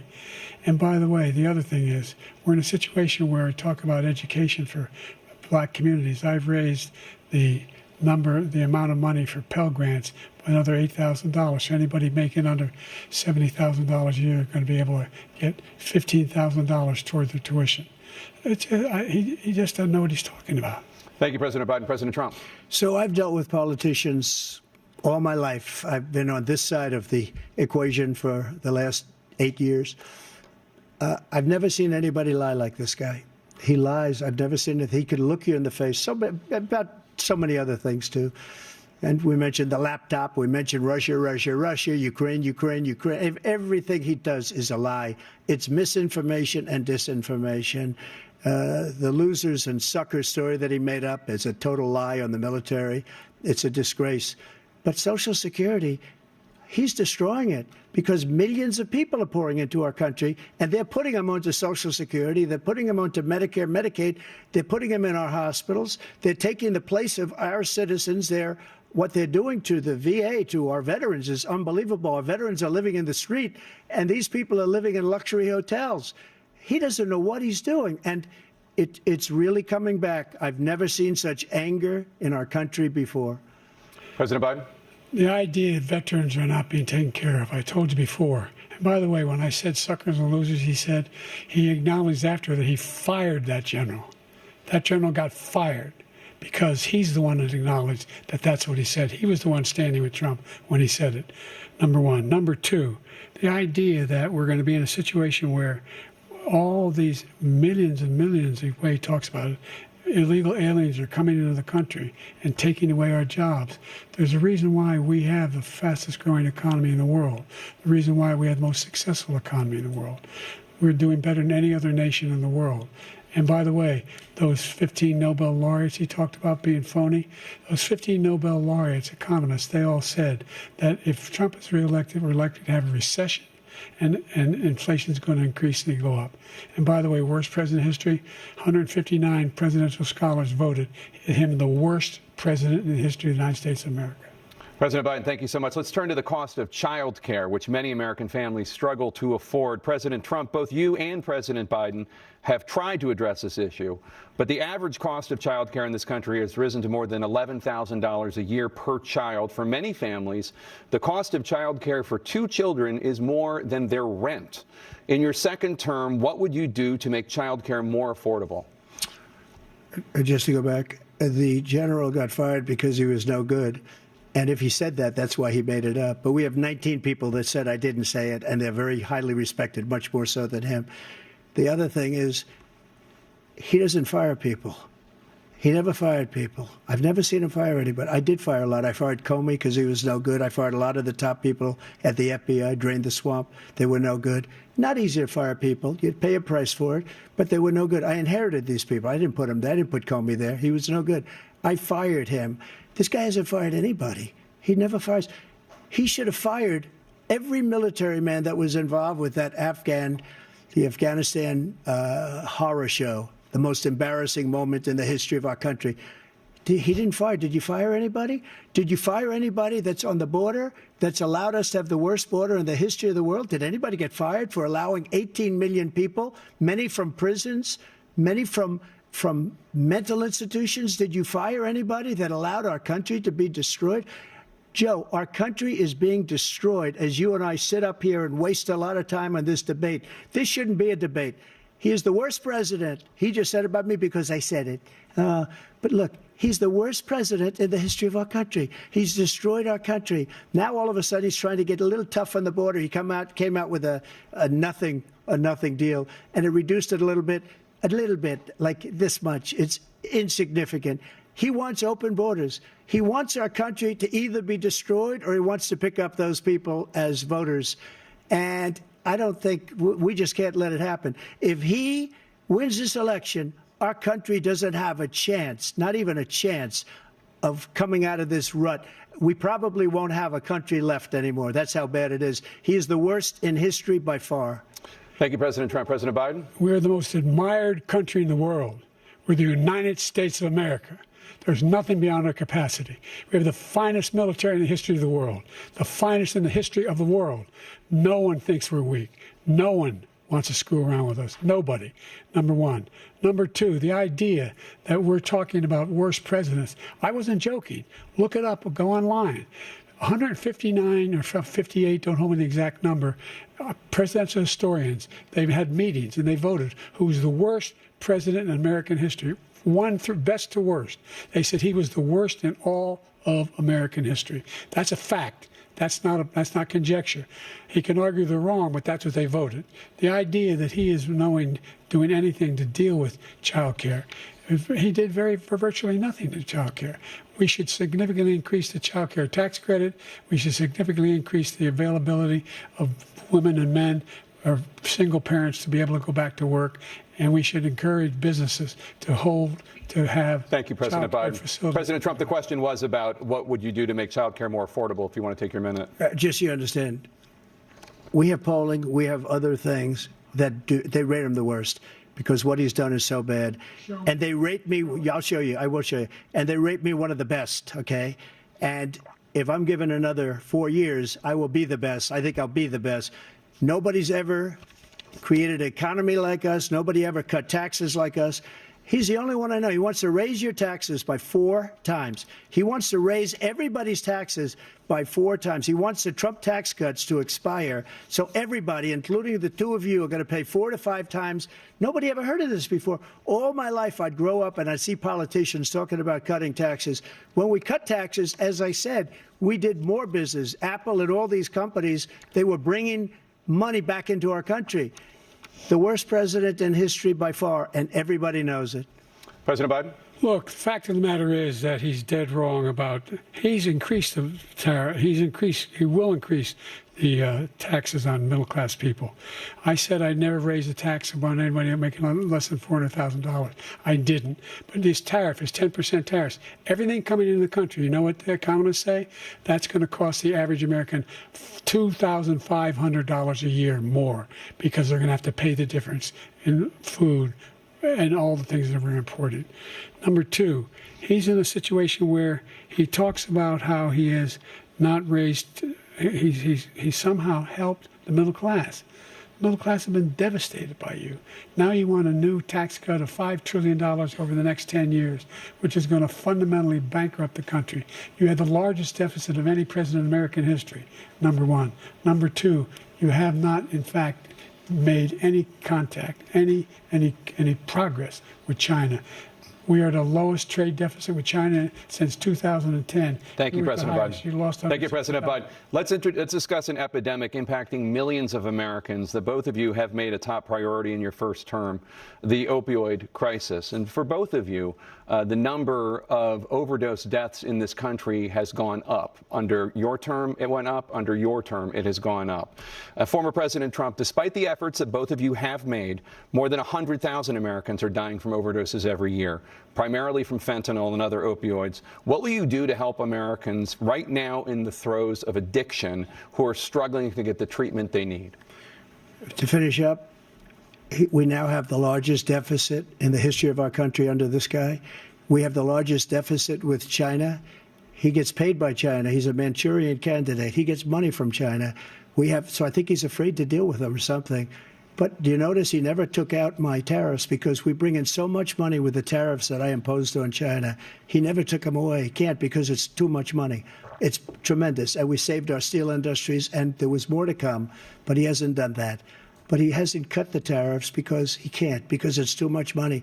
But he's got the largest deficit in the history of our country, and he's got the worst situation with China. China's going to own us if you keep allowing them to do what they're doing to us as a country. They are killing us as a country, Joe, and you can't let that happen. You're destroying our country. So, President Trump, you have 67 seconds left. The question was, what are you going to do to help Americans in the throes of addiction right now who are struggling to get the treatment they need? Jake, we were doing very well at addiction until the COVID came along. We had the 2.5, almost 3 years of like nobody's ever had before, any country, in every way. And then we had to get tough. And it was the drugs pouring across the border it started to increase. We got great equipment. We bought the certain dog that's the most incredible thing that you've ever seen, the way they can spot it. We did a lot, and we were getting very low numbers, very, very low numbers. Then he came along. The numbers, have you seen the numbers now? It's not only the 18 million people that I believe is even low because the gotaways, they don't even talk about gotaways. But the numbers of the amount of drugs and human trafficking in women coming across our border, the worst thing I've ever seen, at numbers that nobody's ever seen under him because the border's so bad. But the number of drugs coming across our border now is the largest we've ever had by far. President Trump, thank you. President Biden? Fentanyl and the byproducts of fentanyl went down for a while. And I wanted to make sure we use the machinery that can detect fentanyl, these big machines that roll over everything that comes across the border. And it costs a lot of money. That was part of this deal we put together, this bipartisan deal. More fentanyl machines, more be able to detect drugs, more numbers of agents, more numbers of all the people at the border. And when we had that deal done, he called his Republican colleagues, said, "Don't do it. It's going to hurt me politically." No, he never argued it's not a good bill. It's a really good bill. We need those machines. We need those machines. And we're coming down very hard in every country in Asia in terms of precursors for fentanyl. And Mexico is working with us to make sure they don't have the technology to be able to put it together. That's what we have to do. We need those machines. Thank you, President Biden. President Trump, and again, the question is about Americans in the throes of addiction right now, struggling to get the treatment they need. Well, this does pertain to it. He ended Remain in Mexico. He ended catch and release. I made it catch and release in Mexico, not catch and release here. We had so many things that we had done, hard negotiations with Mexico, and I got it all for nothing. It's just like when you have a hostage. We always pay $6 billion for a hostage. Every time we say there's a hostage. Now we have a hostage, a Wall Street Journal reporter, I think a good guy, and he's over there because Putin is laughing at this guy, probably asking for billions of dollars for the reporter. I will have him out very quickly as soon as I take office. Before I take office, I said by literally as soon as I win the election, I will have that reporter out. He should have had him out a long time ago, but Putin's probably asking for billions and billions of dollars because this guy pays it every time. We had 2 cases where we paid $6 billion for 5 people. I got 58 people out, and I paid essentially nothing. Thank you, President Trump. Dana? Let's turn to concerns that voters have about each of you. President Biden, you would be 86 at the end of your second term. How do you address concerns about your capability to handle the toughest job in the world well into your 80s? Well, first of all, I spent half my career being criticized being the youngest person in politics. I was the second youngest person ever elected to the United States Senate, and now I'm the oldest. This guy's 3 years younger and a lot less competent. I think that just look at the record. Look at what I've done. Look how I've turned around the horrible situation he left me. As I said, 50 million new jobs, 800,000 manufacturing jobs, more investment in America, over billions of dollars in private investment in enterprises that we are growing. By the way, we brought an awful lot of people. Well, the whole idea of computer chips. We used to have 40% of the market. We invented those chips, and we lost it because he was sending people to find the cheapest jobs overseas and to bring home a product. So I went to South Korea. I convinced Samsung to invest billions of dollars here in the United States. And guess what? Those fabs, they call to build these chips, those fabs pay over $100,000. You don't need a college degree for them. And there's billions, about $40 billion already being invested and being built right now in the United States, creating significant jobs for Americans from all over the world. President Biden, you have 40 seconds left. Would you like to add anything? Yeah, I would. The idea that somehow we are this failing country. I never heard a president talk like this before. We're the envy of the world. Name me a single major country president who wouldn't trade places with the United States of America for all our problems and all our opportunities. We're the most progressive country in the world in getting things done. We're the strongest country in the world. We're a country in the world who keeps our word, and everybody trusts us, all of our allies, and those who he cuddles up to, from Kim Jong-un, who he sends love letters to, and Putin, etc. They don't want to screw around with us. Thank you. Former President Trump, to follow up, you would be 82 at the end of your second term. What do you say to voters who have concerns about your capabilities to serve? Well, I took 2 tests, cognitive tests. I aced them, both of them, as you know. We made it public. He took none. I'd like to see him take one, just one, a real easy one. Like go through the first 5 questions. He couldn't do it. But I took 2 cognitive tests. I took physical exams every year. And, you know, we knock on wood wherever we may have wood, that I'm in very good health. I just won 2 club championships, not even senior, 2 regular club championships. To do that, you have to be quite smart, and you have to be able to hit the ball a long way. And I do it. He doesn't do it. He can't hit a ball 50 yards. He challenged me to a golf match. He can't hit a ball 50 yards. I think I'm in very good shape. I feel that I'm as in good a shape as I was 25, 30 years ago. Actually, I'm probably a little bit lighter, but I'm in as good a shape as I was years ago. I feel very good. I feel the same. But I was willing to take a cognitive test. And you know what? If I didn't do well, I aced them. Dr. Ronnie Jackson, who's a great guy when he was White House doctor. And then I took another one, a similar one. And one of them said they've never seen anybody ace him. Thank you. President Biden? You can see he is 6'5" and only 223 pounds, or 235 pounds. Well, you said 6'4", 200. Well, anyway, that's what you're. Anyway, just take a look at what he says he is, and take a look at what he is. Look, I'd be happy to have a driving contest with him. I got my handicap, which when I was vice president, down to a 6. But by the way, I told you before, I'm happy to play golf with you if you carry your own bag. Think you can do it? That's the biggest lie that he's a 6 handicap of all.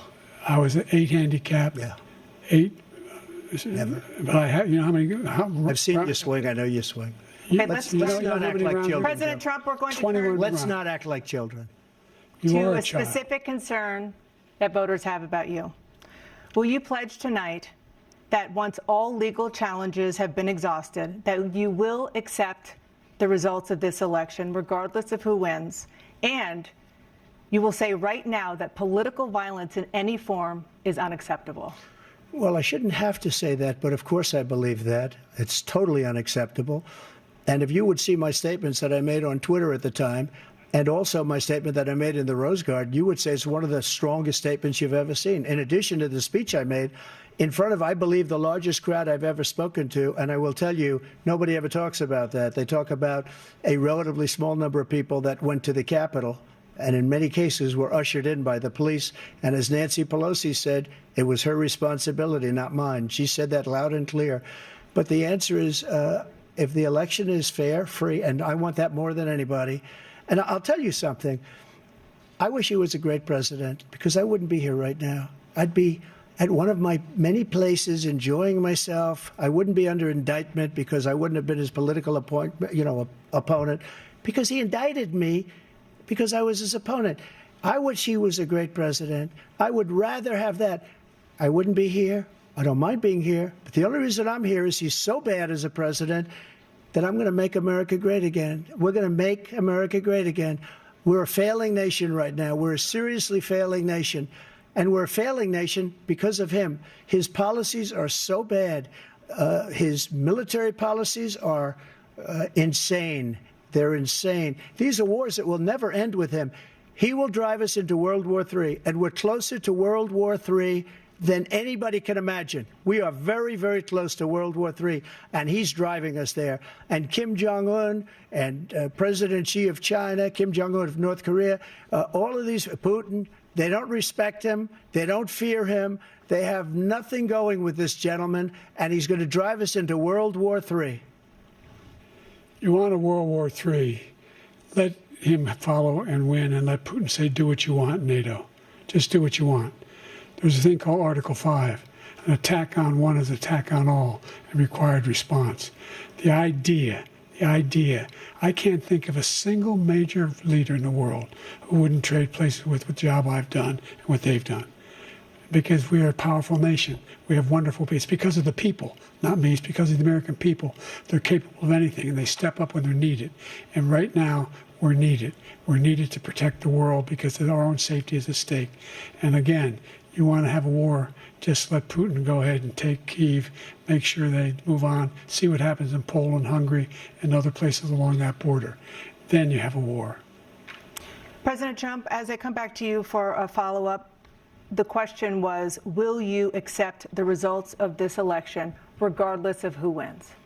Just to finish what he said, if I might, Russia, they took a lot of land from Bush. They took a lot of land from Obama and Biden. They took no land, nothing from Trump, nothing. He knew not to do it.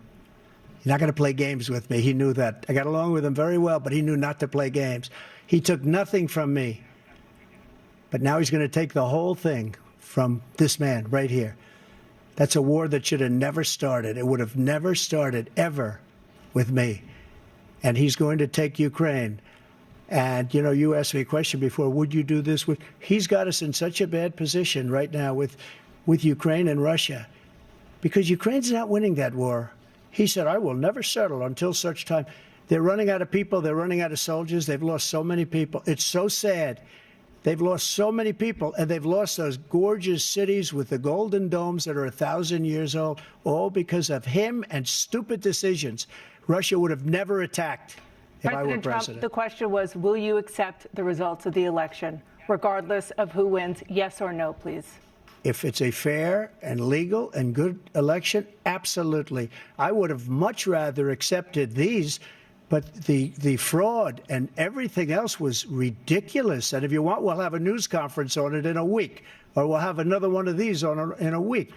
But I will absolutely, there's nothing I'd rather do. It would be much easier for me to do that than I'm running again. I wasn't really going to run until I saw the horrible job he did. He's destroying our country. I would be very happy to be someplace else, in a nice location someplace. And again, no indictments, no political opponent stuff, because it's the only way he thinks he can win. But unfortunately, it's driven up my numbers and driven them up to a very high level because the people understand it. Well, let's see what your numbers are when this election is over. Let's see. You're a whiner. When you lost the first time, you continued, you appealed and appealed to courts all across the country.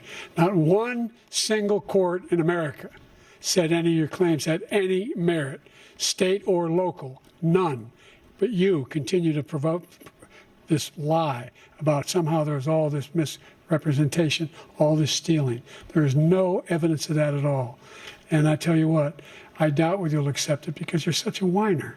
The idea, if you lose again, you accepting anything, you can't stand the loss. Something snapped in you when you lost the last time.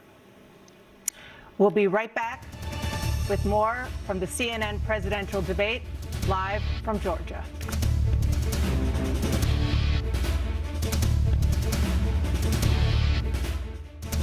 Tomorrow, Kevin Costner invites you back to the West like you've never seen it before. You ready, son? I think so, Daddy. This is not just a movie. It is an event. Horizon, an American saga. Rated R. I teach honors economics at Bethel Park High School. I was the chief nurse of a field hospital in Desert Storm. One thing I learned being a firefighter is plan ahead.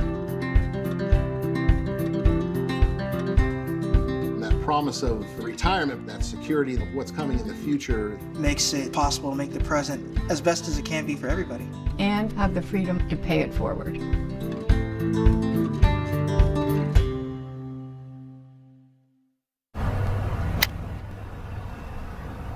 "20 seconds a week to lose 20% of your weight in a year with diet and exercise. That's the power of GLP-1s through Ro.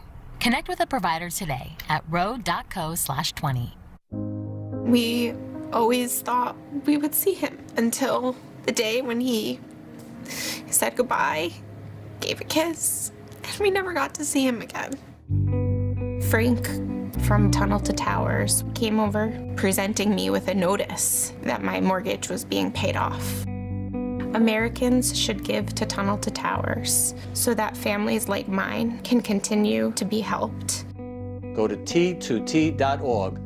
Before revolution, before America, before destiny came calling, he was George. You have ambitions. I have pride, sir. George, Rise of a Revolutionary, coming soon to Fox Nation.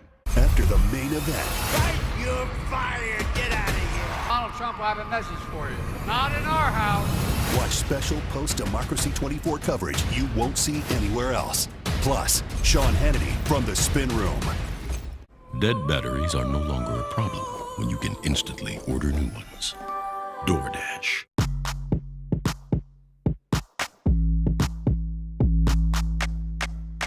These mean streets are full of bloodsuckers, but when you apply Canine Advantix 2 to your pooch, he can adventure without fear. It flattens fleas and ticks and murders mosquitoes all month long. Get triple pest protection with Canine Advantix 2.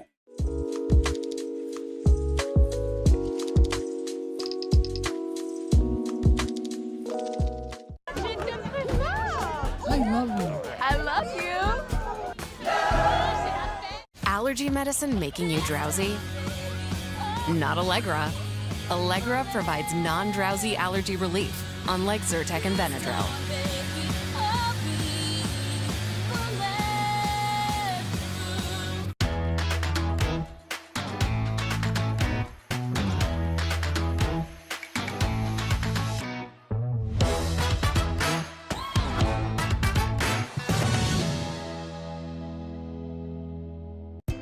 Scooter's Coffee's made for kids too, with a fun kids combo featuring a little smiley smoothie and strawberry or cotton candy, plus pretzel snackers and a toy.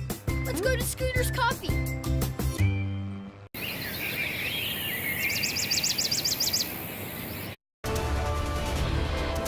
It is now time for the candidates to deliver their closing statements as predetermined by a coin toss. We're going to begin with you, President Biden. You have 2 minutes. We've made significant progress from the debacle that was left by President Trump in his last term. We find ourselves in a situation where, number one, we have to make sure that we have a fair tax system. I ask anyone out there in the audience or anyone out watching this debate, do you think the tax system is fair? The fact is that I said nobody even making under $400,000 had a single penny increase in their taxes and will not. And if I'm reelected, that'll be the case again. But this guy has increased your taxes because of the deficit, number one. He's increased inflation because of the debacle he left after the way he handled the pandemic. And he finds himself in a position where he now wants to tax you more by putting a 10% tariff on everything that comes into the United States of America. What I did, when, for example, he wants to get rid of the ability of Medicare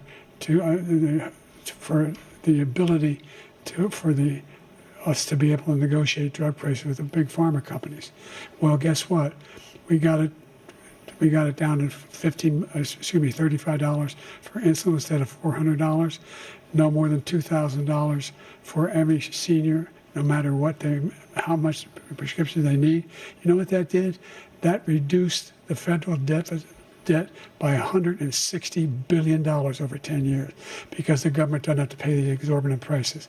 I'm going to make that available to every senior all along, it's happening now, and everybody in America. He wants to get rid of that. I'm going to make sure that we have child care. We're going to significantly increase the credit people have for child care. I'm going to make sure we do something about what we're doing on lead pipes and all the things that are causing health problems for people across the country. We're going to continue to fight to bring down inflation and give people a break. Thank you, President Biden. President Trump, you now have 2 minutes for your closing statement. Like so many politicians, this man is just a complainer. He said, we want to do this, we want to do that, we want to get rid of this tax, that tax. But he doesn't do anything. All he does is make our country unsafe by allowing millions and millions of people to pour in. Our military doesn't respect him. We look like fools in Afghanistan. We didn't stop Israel. It was such a horrible thing that would have never happened. It should have never happened. Iran was broke. Anybody that did business with Iran, including China, they couldn't do business with the United States. They all passed. Iran was broke. They had no money for Hamas or Hezbollah, for terror, no money whatsoever. Again, Ukraine should have never happened. He talks about all this stuff, but he didn't do it. For 3.5 years, we're living in hell.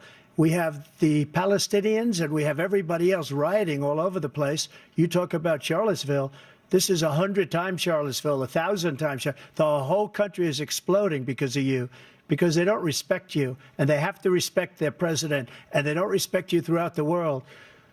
What we did was incredible. We rebuilt the military. We got the largest tax cut in history, the largest regulation cut in history. The reason he's got jobs is because I cut the regulations that gave jobs, but he's putting a lot of those regulations back on.